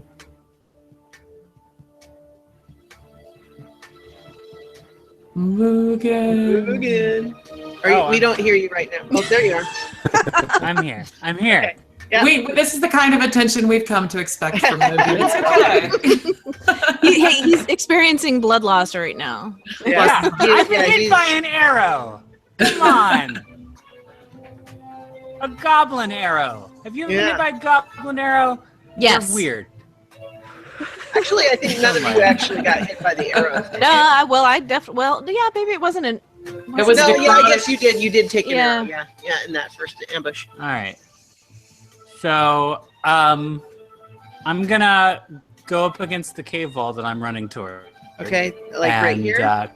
Yeah. Any further? And well, I'm gonna try to take this arrow out if I can, or at the very least break the shaft. Do a medicine check on yourself. See how that goes. I think you have a +1 then. 7. Okay, so you reach to try to get this arrow, and you try to pull it, but it hurts too much. You can't really remove it right now. You don't take any additional damage, but you're not able to take it out on your own, or at least not that time. All right, so Autarchy, your turn. This goblin's right in front of you. He just stuck you with the sword. Time to retaliate. All right. So swinging my sword. Mm-hmm.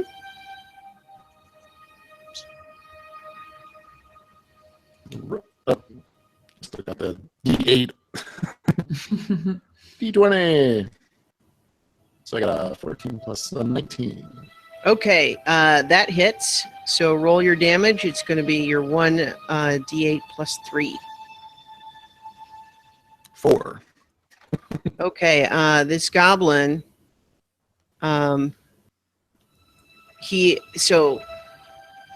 you kind of get this goblin, and he starts scrambling back as soon as he sees you coming around with the sword, and you still manage to get him. And he kind of, the tip, swipes down along his leather armor, and you see it kind of open a slash on his chest, but it's also kind of superficial. It's bleeding, but he's still up and running.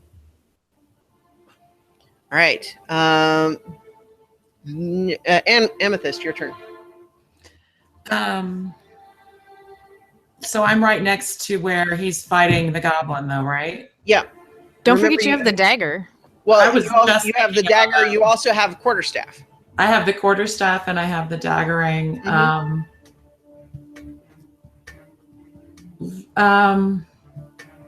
God, we're just at the beginning of this cave. Shit, we're gonna use all of our spells. Let me. Yeah, we're gonna do so well in this cave. I can already tell. I'm gonna do. I'm sorry. How much damage is done to the goblin with Archie? Well, so you can see he's hurt. He's still able to fight. He's not looking great, but he's not like right now on death's door. He would take another solid hit to down. Let me do Thorn Whip on him, which is I'm close enough because it's 30-foot ranged, and it's a 1d6 for damage, I think. I believe that's right, but let me double check, because you're going to have to make an attack with that. Okay. So basically, for that, you're going to roll a d20 and add 5. That's your spell attack bonus. 3. So shit. So 3 plus 5, 8. Unfortunately, you pull the thorns out, but as you go to whip them around, the thorn stalk just kind of unfortunately sort of just crumbles into pieces as you try to get it around him, and it has no effect. Okay, yay. All right. You're gonna, incidentally, right now, because you're within attacking range, if you try to move right now, he'll get an opportunity attack. So can I attack him with either the quarterstaff or the dagger? No, you use your action by casting Thorn Whip. So I guess I want to move back a little bit. If you move, he gets to attack you right now. Oh. Otherwise, you can stay where you are. I'm just going to cower there then. Okay. All right. So, Nira, your turn. Sacred Flame. On this guy? Yes. All right. So the I love that goblin. cantrip. It's so much fun. Yeah. So unfortunately, this goblin, he's dancing back and forth, and as the column of fire seeks its target, he is able to dodge out of the way, and it leaves a little scorch mark on the grass, but he is unharmed. That's his dexterity roll. Okay, so are you moving or staying where you are? I'm gonna stay where I am. Okay. All right. So it is this goblin's turn again, and he's gonna try again to stab you, Autarchy, because that's you're the only one that's hurt him so far. However, Dude, cold. however, this time he rolls a critical miss. So as he goes to stab you with his scimitar, goblin weapons are not super high quality. They're not great, and as he's going to swing it, you kind of bring up your sword to parry, and it just snaps the blade off of his scimitar, and it actually flies up and hits him in the throat. He takes 2 points of damage. So he is now standing there stunned, holding bladeless scimitar, and bleeding very badly. He is not looking good, but he's still not technically dead. But now he is scared enough, he's going to try to run away because he's panicking. But this is the counterexample of what I was saying earlier. Now, Amethyst and Autarchy, you both get opportunity attacks against him. Who wants to go first? You both get one. You get to basically make just a simple weapon attack. Is all you can do. Dagger rain, dagger rain, dagger rain. All right, are you throwing it? He's just right there, or you can stab him with it. That works just as well. Might as well just stab him. All right. Doesn't sound as fun. So your we didn't add your attack, your dagger attack yet, Amethyst, but that's fine. So basically for that, it's a finesse weapon, which means it uses your dexterity. So roll a d20 and add 2. That's your dexterity modifier. 14 plus 2, 16. That does it. So as he starts to turn to run, you're just kind of frowning. You're mad that he beat your thorn whip earlier, and so you just take the daggerang that you got from Travis and you just stick it in the back of his head, and he just he kind of goes limp and then falls to the ground. So this guy is now dead. Didn't even need Autarchy's opportunity. Okay, so he's dead. I killed a goblin. My first. Yeah. I think. Yeah. I always remember you first. Okay, so this goblin is now. How long does that smoke last? It's bear in mind each round is only 6 seconds of real time, so it's gonna start to clear, but it's still pretty heavily obscured. This is theatrical grade smoke, so it's. This goblin is he's moving back around this way. I can't see. Okay. Oh yeah, this is. Which is fine. We can't see him anyways. So yeah, so he has moved around here and he's going back this way. So that's his turn. Mugan, you're up again. And at this point, you notice that the smoke is starting to dissipate a little. It's still thick, but you can kind of make out outlines through it now. I'm gonna give this arrow one more try. All right, make your medicine check again. Come on. Hey, that's a 12. Okay. That's a little better. All right. So you managed to pull the arrow out this time and kind of start applying pressure to the wound. Take a few deep breaths. and you actually regain one HP for a successful treatment of your arrow wound.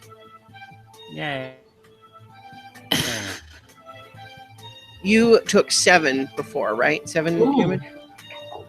Yeah, he only has 9 to I begin didn't with. hear a number. I didn't hear a number. When you got hit by the arrow, it was 7, I believe, before.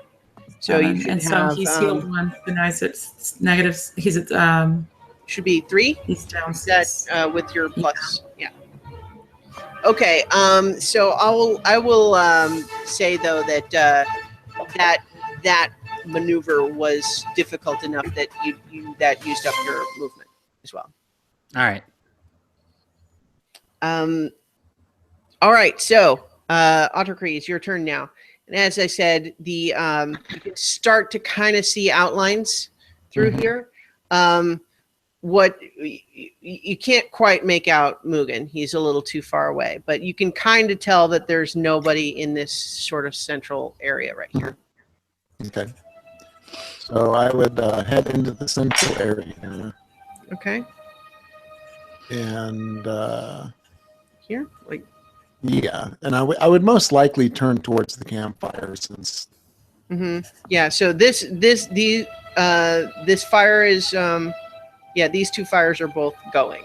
And so you can definitely see that's sort of better lit, but it actually against the smoke, it's almost like, makes it almost harder to really see. Gotcha. So you have another three squares of movement. No, you actually are 30, so you could move 4 more squares from where you are. Well, I guess I would head on my screen. It's heading right, heading basically towards Muugen, right into that wall. Okay, like. Yeah, because I would want to get my back up against the wall. All right, so as you get closer, you do see Mugan is there. He's kind of slumped against the wall. He's obviously bleeding, probably breathing kind of hard.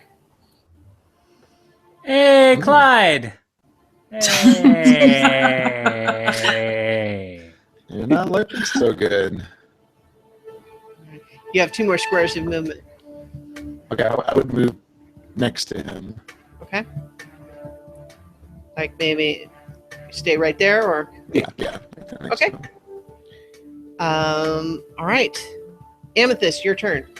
And as I said before, it's not quite so opaque in the center now, but it's still pretty hard to make out anything clearly. Real quick, do I get to take an action since all I did was Oh yeah, I'm sorry. I guess Okay, good. yes, you do get to take an action, whatever you would like to take. Okay. Because I see that he's clearly very hurt. This is nothing. It's not nothing. You can see it that well. So I want to do my lay on hands. Oh, okay. There you go. How much are you going to do your full 5? Yeah.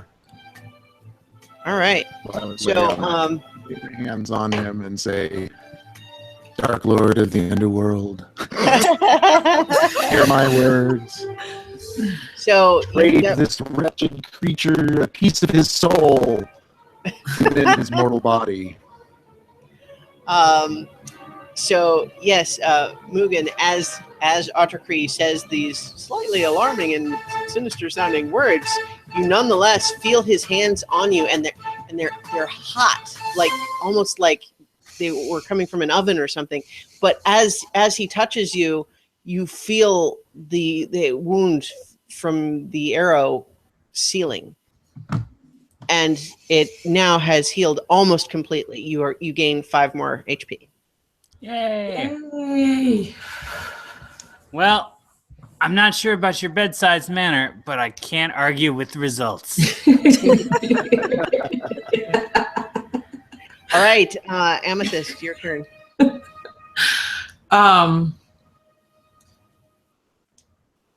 mean, I think I'm just gonna walk to the rest of the group because Heading Nira's into the help cave? should be good. Well, you right? heard Yeah. Autarchy and Mugan talking, so you can follow the sound of their voices. Yeah, let me do that. Sneaky and shit, though. I don't want to just come bumbling up. All right, well, I mean, go ahead and make a stealth check then. Because I know one's nearby. Mhm. 8 plus 2, so 10. Okay. Okay. So right here or right next to these two in a line, or you want to kind of? I want to be on the inside, the other side of Muugen. You can't quite get that far. You can Okay. get like here. That seems stupid. Let me stay behind Archie. All right. Meat wall. Yes, Right. please. Okay, there you go. Thank you. All right, Nira, it's your turn. Or unless you have another action you want to take. Amethyst. No, I think I'm just gonna go up. Well, behind where- Amethyst has an action she can take if she Oh, wants. her. Sorry.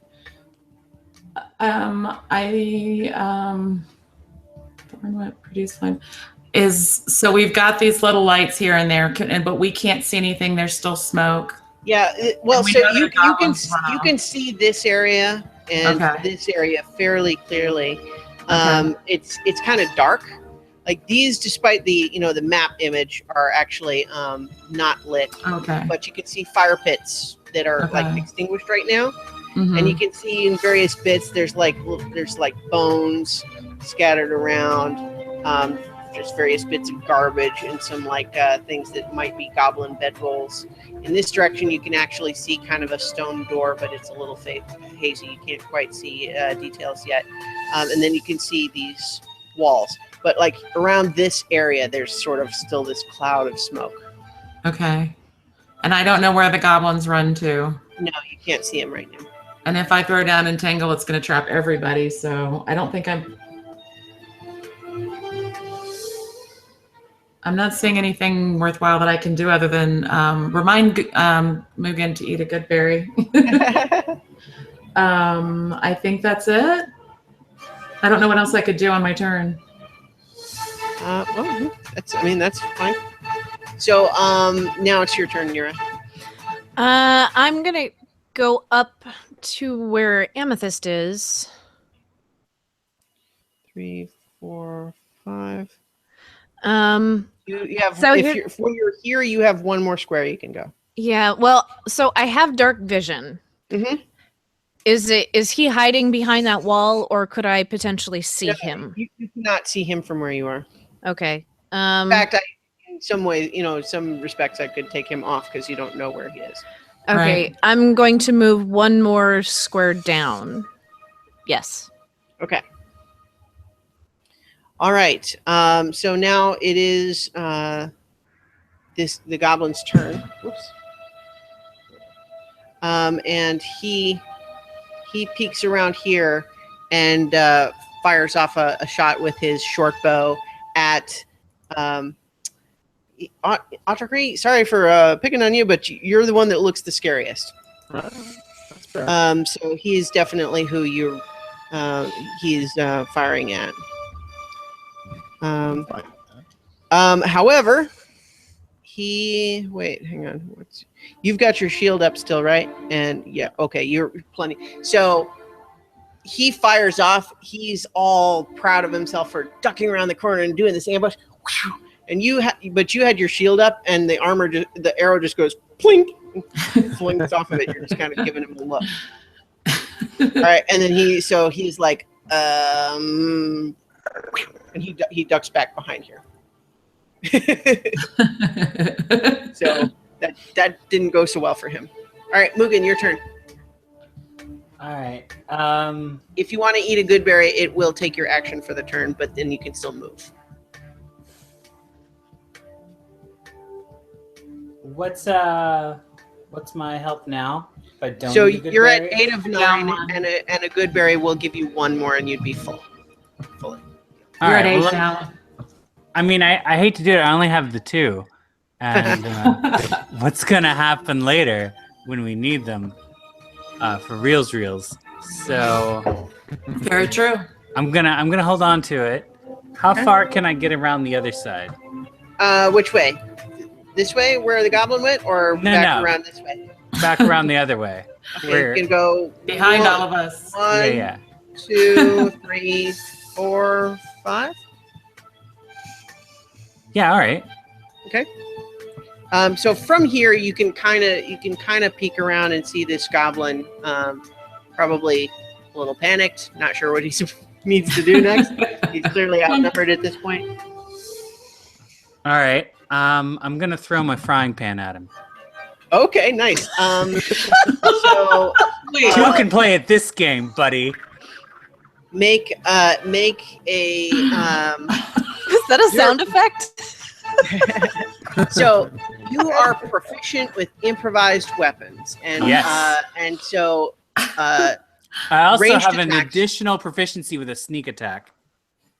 Oh my. Yes, you do. And he does not see you, and so basically, yeah. Okay, so here's how this works: roll the d20, and it is +2 for your dexterity modifier. Mm-hmm. And +2 for your proficiency. So it is a +4. Okay. Oh, nice. So that's a 22 right there. Okay. Now roll 1d4 and 1d6. All right. D4 is for the skill at normal attack, and then the d6 is for your sneak attack. Let me get another.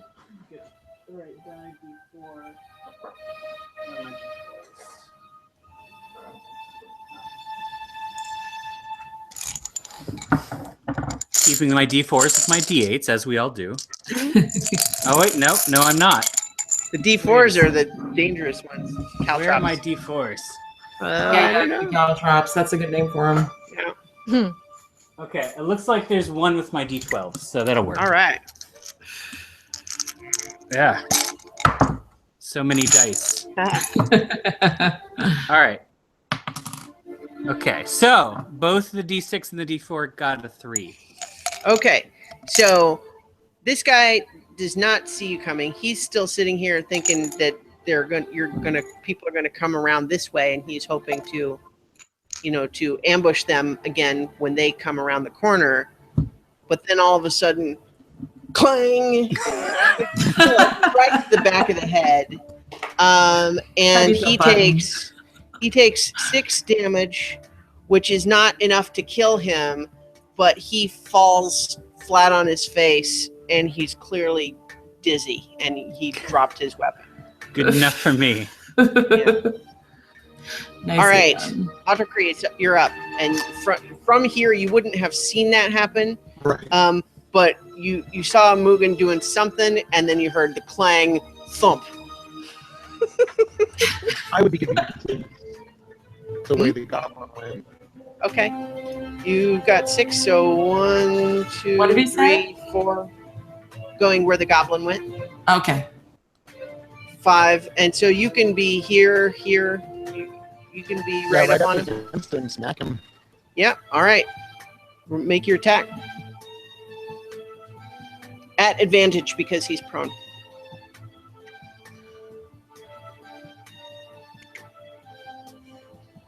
So meaning you can roll twice and pick the higher one this time. I just rolled 2 1s in a row. 2 1s in a row.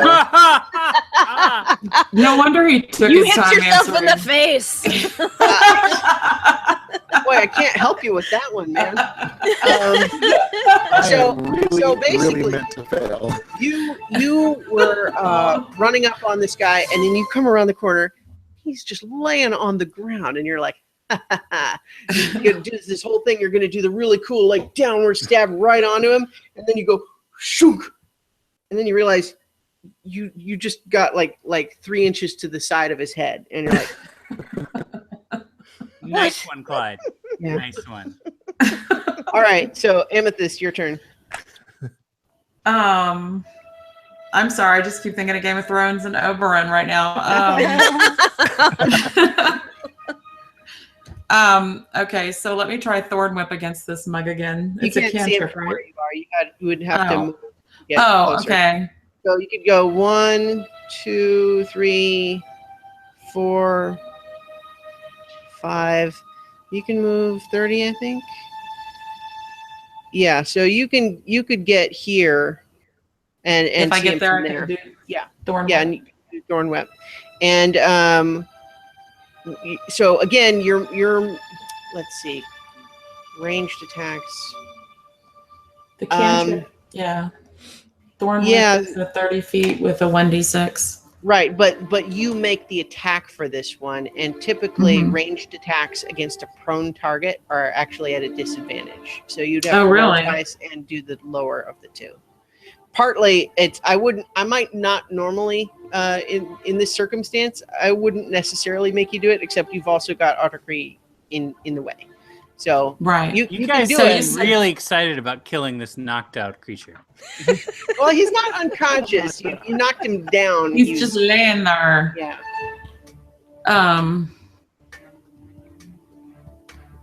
So I should stab the guy? One thing I will just say, and this is again one of these sorts of DM advice intrusions that I'm going to stop giving you at some point. Oh, no, but not yet. You can choose to not kill him. Nira can speak Goblin. Just saying. Okay. Nira can speak Goblin? I can. Like I'm not necessarily advising you to do formal that. goblin or like conversational street goblin? All the Do you know goblin. colloquial All the goblin? Goblin. She knows book Goblin. That's what I thought. It's good enough though. It'll work. Well, sure. I'm sure it'll be fine. Do you I'm speak just- goblin? No.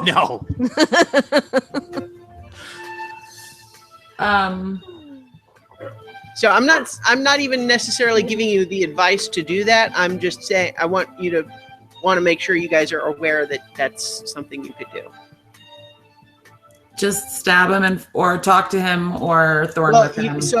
you can, He might have information 'Cause on I- what's further inside the cave. Right. So do I just do nothing and wait We for can kill Nira's him turn? later.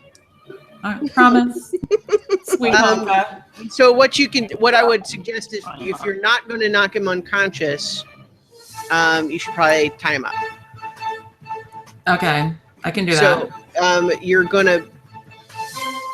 So one of you has to grapple him, which is going to be at advantage because he's prone. So you're going to do a strength. Well, let's see. Depending on what you're doing, yeah. So you can't do it on this turn because you've used all your movement. But someone Okay. needs And entangle. to basically do a strength check against his dexterity check because he's going to try to wiggle away. If you want to tie him up, or you could also just like threaten him and maybe intimidate him into holding still without being tied up. Whatever you guys like. So imagine like that you could do anything. Tell me what it is. I'll tell you what to roll. Can I do entangle on just him or it's going to hit? You can- Autarchy well- too, right? I can't. What you can do with entangle, I believe it's a 20-foot square. Okay. You can cast that to be wherever you want it to be. Although, with an already prone 1 HP goblin, Yeah. you maybe That's don't a need to use a waste of first that. spell, Yeah. a spell slot for that. Then I'm just going to wait and hope Nira is thinking like talking goblin too. And let's produce flame. I mean, I can't tell what's beyond this or how dark it is or anything. Right. So remember, think about the position this goblin is in. He is very hurt.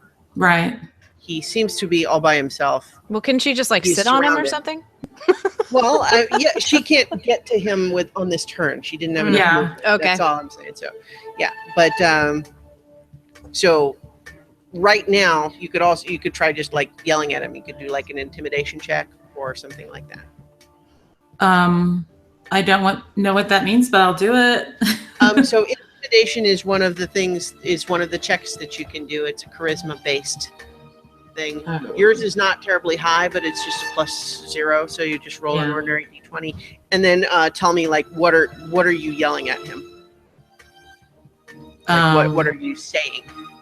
You don't necessarily have to do full screaming or anything. Yeah, but just basically don't attack us. We just want to talk to you. Kind of usual hostage situation shit. Sorry, guys. what did you get? 10. Okay. I'm gonna say you have advantage in this circumstance. So do another roll and see if you get higher. Nope. Lower. Okay. All right. Well, so 10.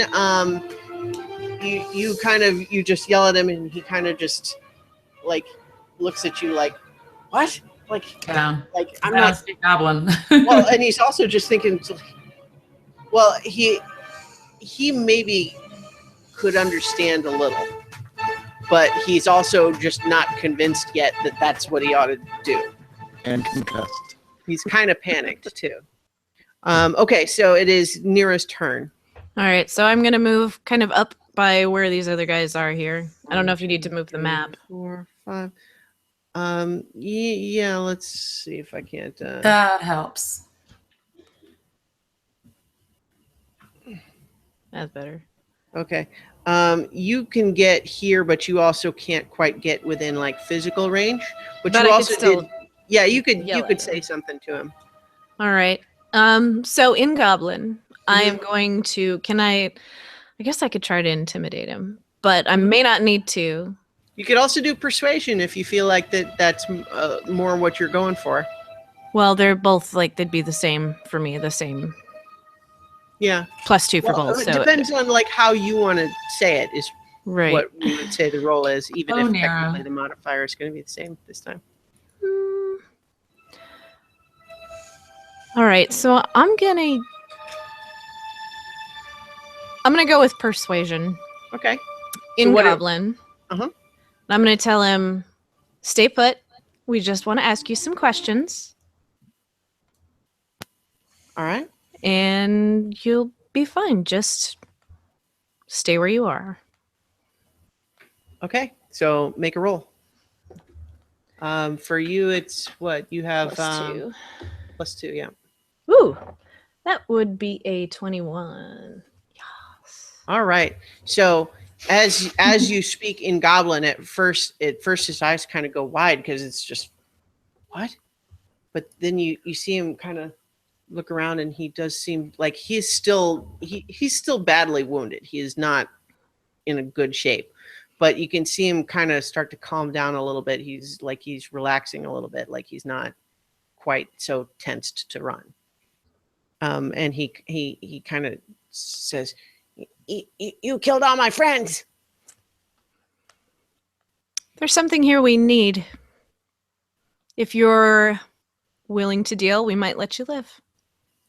I'm ending initiative, by the way, right now, so I'm just going to assume Yay! you're all coming up to join. You guys did kill all his friends. I hate to bring that up. He was friends with the violet mold. Or whatever fungus, whatever it was. Like, So what are you? What that doesn't seem like it's very verbal. So you say there's something here we need. What is that all? What are you saying? We just want some information. All right. Information. I mean, I'll tell you whatever I know.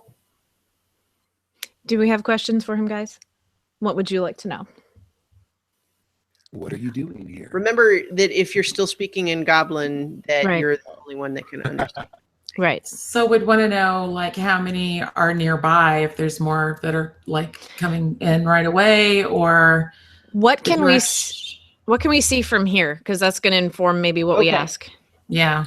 What you see now that the smoke is kind of cleared and you're able to kind of inspect this cavern at your leisure is that there is a stone door kind of here. I mean, it's not on the map. It's just that's where it is. So it's not, I can't move the map to show you the picture of it because it's not on that picture. But there is a stone door there. And you see that it actually looks like it's been rigged up a little bit, like maybe it was broken out of its original like frame, and then it has sort of a new wooden frame that's been built around it. And you see that there's tracks going into it that seem relatively recent. But then over here, up here is another door. This one is not broken in that same way. It's a similar construction of stone door, but it seems to be in its original shape. And it looks like it hasn't been opened nearly as recently. but there are still tracks around it, but they're different. In order to know more about them, you would have to do a check. They're different tracks than the ones over here. Do we want to ask about the guy on the horse first? Yeah. Yeah. There's that. There's the Minotaur. There's what's behind door number 1, what's behind door number 2. Yeah. What you do All right. there. My gosh. So many questions. Okay, so I'm gonna kind of crouch down in front of the goblin, and it's like, these 2 doors. Where do they go? That door, and he points to this one. That's the door we use. That all of us go in and out through that door. It goes to the room we're using for stables and where the boss hangs out. And I think the wizard goes through there too, but he goes further in. I don't know where he goes. The other door, we're not supposed to use that door. There's a bunch of weird little lizard guys, kobolds, in there, and they're worshiping some sort of weird dragon thing. I don't know what it is, but we're not supposed to go in there. It was some sort of the boss says not to bother them. So tell me about your boss. Well, my boss is he's a hobgoblin. Do you know what those are? Do I know what those are? Yeah, you would all be roughly familiar with the idea of a hobgoblin, which is that they're related to goblins, but they're the size of humans. They have reddish skin rather than greenish skin, and they're pretty much widely regarded as a lot smarter. They tend to be a lot more organized, and it's not at all surprising that there would be one in charge of the goblins. But not to say that they all necessarily get along. It's just more like they're bigger, stronger, smarter goblins. So yeah, my boss is hobgoblin. He's in there, but we're all doing a job for this wizard. I don't know exactly what he is. He looks kind of like a human, but like he has metal skin or something. Do you know anything else about this wizard you're working for? I know that he's paying the boss to have us ambush the wagon and get things for him. I don't really know who he is. It was just he was just paying us. How much is he paying you? The boss handles that stuff. So you don't actually get paid. Well, the boss is going to give us our share once the job is done. You sure about that? Well, I mean, I don't know. I'm not sure of anything right now. Everyone, probably if it's just me, the boss is just going to try to keep it all for himself. If there was all of us here, we could fight him. We could make him give us our share, but I don't. Our raiding party didn't come back, and you just killed Gavar. I don't know what to do now. How many of you guys are left inside? Goblins, you mean? We have one more who's in there. He's kind of a lackey. He just hangs around the boss. The boss gives him all the sweet jobs, the easy jobs. But the boss is in there, and the boss's mount.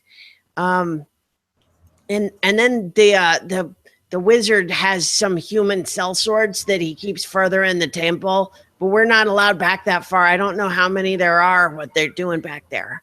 All right. Okay, guys. So this is talking to my companions. Okay, cool. In common now. Okay, so here's the deal. There's a hobgoblin. There's our wizard. There's at least one other goblin, and there's some mercenaries back there. I thought I heard it said the word for kobold. That's the other door. He doesn't know too much about that. It's some kobolds worshipping some dragon-like creature. He wasn't too clear on that. They're not allowed to go in there, so he doesn't know much. All of you can make a nature check to see how much you know about kobolds.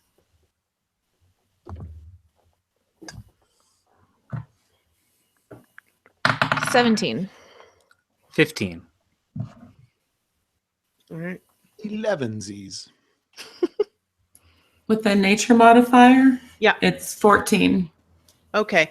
So mostly it's Nira and Amethyst that kind of know this, but kobolds are sort of they're small, like halfling size, kind of 3 feet tall. They're sort of reptilian humanoids. The corpse out front in the bushes that was presumably killed by the violet fungus was a kobold corpse. They are not very tough as individuals, but they tend to breed really fast. So there's often, you don't usually see just 1 or 2 kobolds. Or rather, if you see 1 or 2 kobolds, that's not all of them.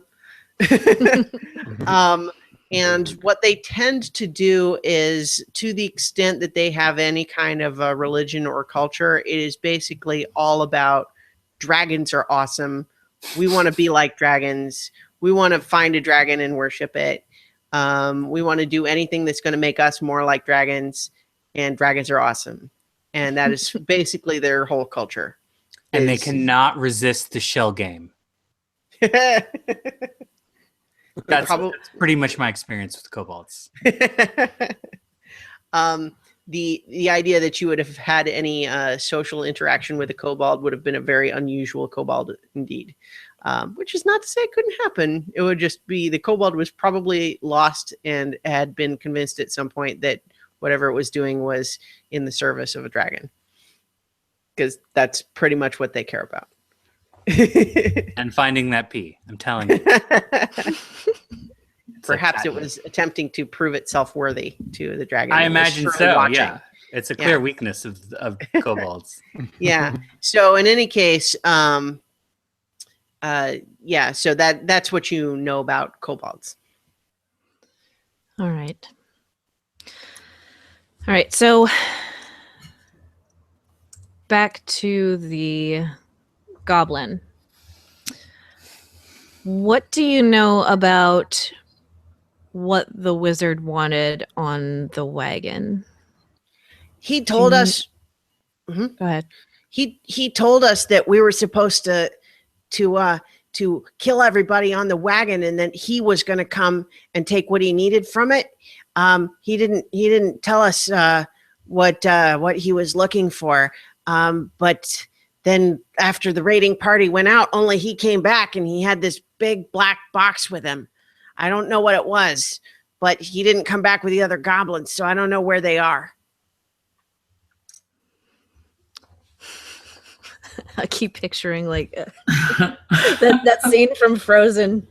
I'm going to tell him, no. Don't you dare. Okay, so we've got the kobolds and whatever it is they're worshiping. I don't know that I want to mess with that because I kind of just want to get in and out of here, really, and get the box and go. I don't know much about the mercenaries. I can ask him if he knows much more, but like as far as numbers go, I don't know that he's going to know because they're further back in and not in a place where he goes. Do you want me to ask? Yeah. All right, Mr. Goblin. Do you have any idea how many cell swords there might be back there? There's I know there were 2 really dumb ones that left yesterday, and they didn't come back. I think there's at least 3 more in there, but I can't tell all humans apart. And they don't hang out with us. They just come through the entrance and then go back deeper into the temple, past the room we can't figure out, that weird statue room. Wait. Weird statue room? They've got a room that makes you try to walk through it, and it just something magic just boots you back to the front. I don't know how it works, but the humans seem to go through it somehow. I think it's just enchanted against goblins. Could be. All right, guys. He says there's at least 3. There were 2 more, but they've left and not come back. He also says there's a room with a statue that is somehow enchanted to boot either goblins or people who aren't supposed to be there back to the beginning of the room. You can't progress. I'm going to ask the goblin again about the statue. So what is this statue in this room? You didn't say much about it. Do you know what does it look like? There's a bunch of them. They're all different. They look like soldiers and stuff. Trying to think if I might. Would I be able to tell anything from this kind of like loose description with like either history or religion, anything like that? Would I know of any possibilities? Not, because it's dependent on what he knows about it, and he doesn't know very much. So. Right. All right. Okay. I don't know that we're going to get too much more out of this guy. He doesn't know a whole lot. There's just a room with a bunch of statues that look like soldiers. It's about all he could tell me. So I did promise him we could let him live. Are you going to let me go? I told you everything. If we let him go and he tells people we're here, that's a big problem. So we would have to restrain him somehow to at least buy time. Or we could just buy his time. Very true.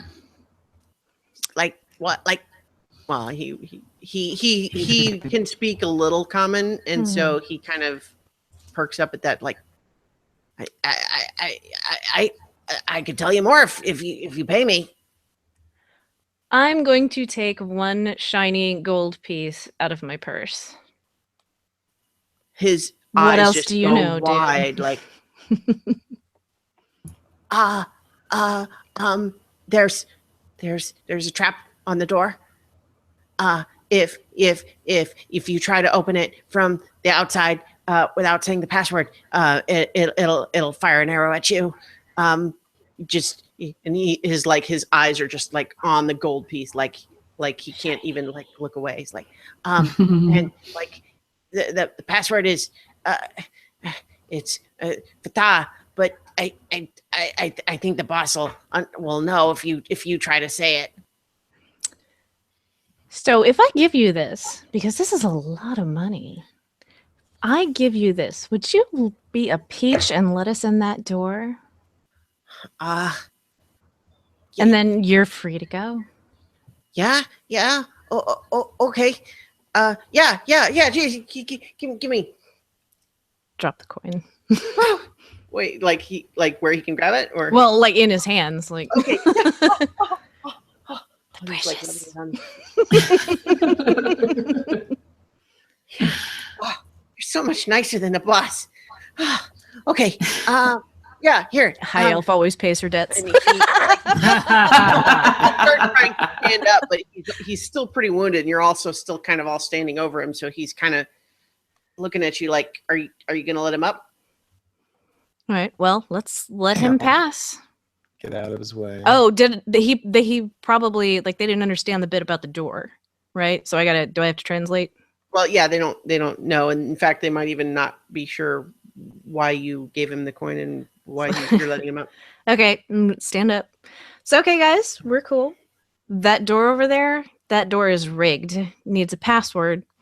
And this little guy is going to do the honors for us. So, Right. let's give him a little room, a little breathing room. Assuming you guys are going to do that? Yeah. Sure. Right. After you. And he's limping pretty bad, and you can see he's still pretty bloody, but he's making it work.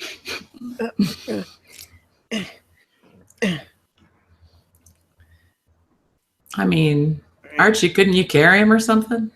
Well, so what are you doing? Are you I'm just staying gonna back? follow him. Okay. Yeah.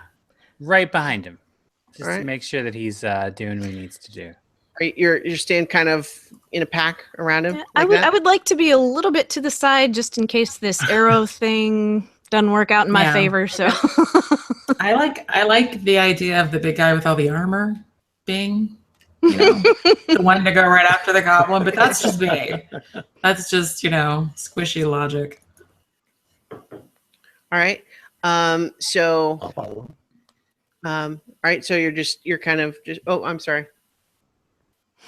Thank you. The map. Yeah, okay. So Could you move it just a little more? There we go. Now I can see. All right, great. okay. So yeah, he is at the door and you're all kind of around him. Yeah. And so he goes up. He's definitely very aware that you're all kind of standing right there. And he kind of does a little knock on the door. And you hear another goblin from inside go, and Nira, you hear that as, what do you want? Your watch is not done yet. And then he says, Fada, which is the password that he said it was. And it's like, okay, whatever.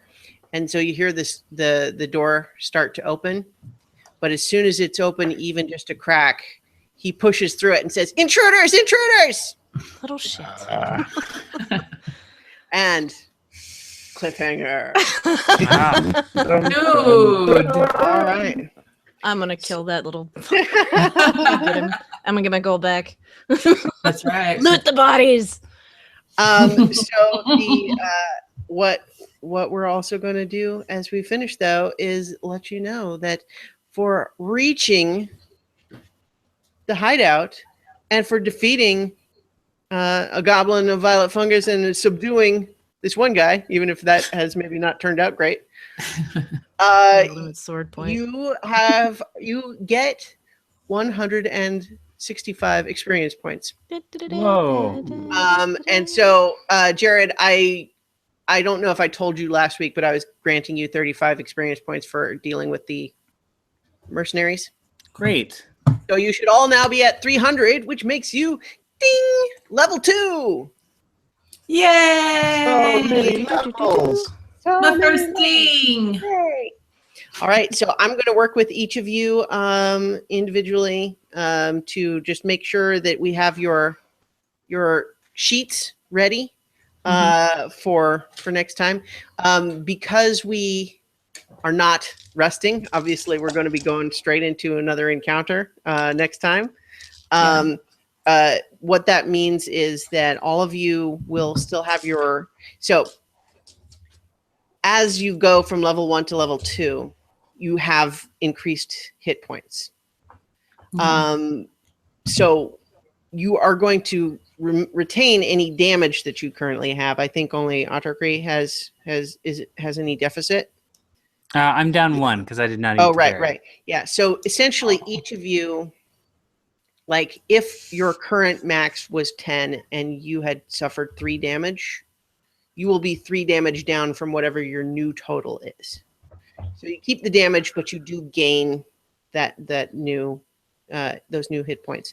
And we'll talk a little bit about like spell slots and so on, because I think so. Viv, you used Healing Word once, right? Did you cast your other spell? I don't think you did. No, she just did the one. Yeah. So you cast one Healing Word, and then Nira, you did. I did no spells. I spoke with the weasel too. But you did it as a ritual. Yeah. Oh, right. Okay, I'll remember that someday. Haha. All right. Well done, everybody. Level 2, and you have gained entry into the temple, even if there were some details about it that were not as intended. Right. So before we close, we probably all want to mention the Extra Life. Yes. Yes.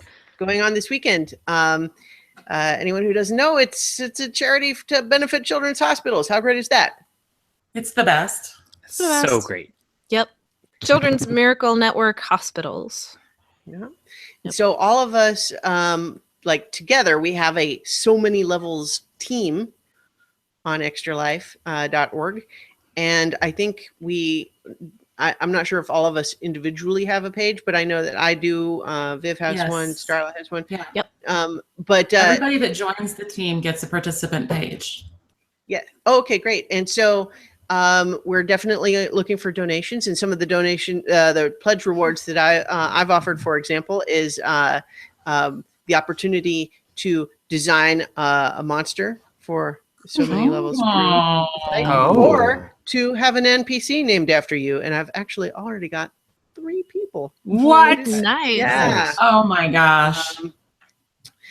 So how many more might there be? So there will definitely be a link to the So Many Levels team page within the podcast notes and video notes for this episode. And of course, check us all on Twitter, which you should do. Because I've got bribes going on too for my feed, so she's not the only one. Yeah. Yeah. So this week There's I'm giving a little away. bit of rivalry. Well, you started it. Rivalry. I was fine, and you you started it, and I have I don't brought know it. what you're talking about. You do bring it, my girl. I mean, Poke the before beast we logged, is what you did. before we logged in, the goal that we'd set was $1,000 for the team, and we've hit that goal. Which means now we awesome. got to raise it. We just got to raise it now. Yes. So this week I have anybody that donates to mine on Monday. I'm going to do a drawing because this last week was a Star Trek theme pack. I had like the 50th anniversary clutch purse and then a tribble. And so this week it's Buffy the Vampire Slayer, and I've got an Angel Pop figure and a Spike Titan figure, and then some blood splattered nail wraps from Espionage Cosmetics. But also anybody that donates can choose any of my ebooks that they want, and I will send them. Oh my gosh, she's really bringing it. Yeah, I'm all in. I know, girl. I love it. I'm so excited. Who else is doing the actual streaming? Or I am, but or not on the 5th. streaming? Okay, so Yeah. I'm doing on the 12th. I'm doing 24 hours straight Dragon Age. So yay. all Dragon Age? Oh yes. Oh, that's yes. awesome. Okay. Spend the whole time in Thetis. I'll be I'm talking going to to the be doing it NPCs. on the primary day for the marathon, although it can be any day. It doesn't have to be marathon day. But so November 5th is when I'm going to be doing it. So starting at 9 a.m. Saturday, I'm going to be live streaming video games for it's technically 25 hours because of the time difference, but 9 a.m. to 9 a.m. I'm going to be playing probably all different games like Civilization 6, XCOM 2, Kerbal Space Program, and a number of other things that I haven't fully decided on the list yet. So, be this channel that this video is on is where those are going to show up. So, we haven't quite nailed down what our gaming is going to be. I know that we're going to be out of town this weekend, so I know we're taking board games, and I really, really want to hit like a kick-ass video arcade. I want to do like a bunch of different kinds of gaming. So we're hoping to do Rock Band with our friends one night, which does get live stream on Twitch for Nitro Pirate. And then I don't know what Chooch is going to be able to magic as far as streaming and stuff like that for. Well, you could do like a Facebook Live if you go to like an arcade. mm-hmm. Yeah. Facebook Live. That's something I've put off so far. I guess I could make that my first for the kids. Yeah. So, yeah. So check us all out over this weekend and next. And it's like we were saying, it's for a great cause. Children's Miracle Network hospitals. You know, it's like it's great cause. So donate. Join. And if you donate to our team, then we get bragging rights. And I don't want to pressure anyone, but if we get 2 more people on our team, I get a special badge. So just saying. All right. Hey. And then you can take donations too. The more team players we have, the more donations there will be, the more kids that we help. Yay. Yay. All right. And Starla's winning for now. Oh, that's the other thing is for whoever. My dumb idea. I thought I was going to get to buy myself a game. I was like, okay, whoever gets the most donations, I'm going to buy a game up to $50, a good game, and send it to whoever won. And then damn Starla just Sorry. It's not even back. No, I love it. It's awesome. I'm so fun. glad you did. Yeah, it's fun. It is. So there's a game in the up for winning and on top of bragging rights, which is very hotly contested on our little team between some of us. But you could win a game too if you join the team and think you can top Starla's donations. I know I'm going to try still. Do we want to set a deadline for that? Just maybe the 12th is when. Yeah. When does yours end, Starla? Well, I'm doing 24 hours beginning the morning of the 12th. Okay. So maybe the 13th. Yeah. That So makes like sense. anybody that donates, like if they want, because usually I play Dragon Age on casual just because I like the story. But Right. if my donations get high enough, like as I'm playing, I might consider bumping it up to like Nightmare or something for like a half hour and just die for 30 minutes. That would be great. Oh no. Be fun, right? Oh my God. So But you get to be reborn every time too. So hey. that's true. Yeah. Yeah. But loading times and that can get boring. So we'll see. That sounds amazing. So yeah, I think up to the 13th or the end of close of business on the 13th or whatever. Mhm. I think that's fine either way. All right, Go great. team, go! Yay! Go get some levels. Oh, unrelated to that is Mugan has been live tweeting this whole adventure. Oh dear. Real Mugan, that's Mugan with 2 U's. Oh, So dear if Lord. you would like to follow his perspective of what is going on, that's at Real Mugan. I'm gonna have to make I'm another right Twitter now account doing just to that. I'm pulling up. argue with you I'm some pulling more. up Twitter. Huh. Oh, look at that. He I, even followed me. Oh yeah, he followed all you guys. Oh Lord, Oh, that's Lord. so hilarious. That's awesome. I'm almost afraid to look. All right, so we've already run longer than our typical episode so far. We're almost like over 2.5 hours. It's So- just so fun. It is. It's It is lots a lot of fun. Yay! So, well done, everybody. On congratulations on level 2. And what next week? The 9th? Ninth should be fine Yes. for me. I'm in. I don't think I have. Like, I'm gonna have to check my calendar and stuff. We'll see. Should All be right, good. so I think that's the plan, everybody. So, the Yay. adventure will continue. What's on the other side of that door? What will happen with the goblin? We'll see. Die. Secret flame for him. All Get my gold back. right. That's what I get for Okay. being nice. All right. All right. So, good night, everybody. Bye. Bye.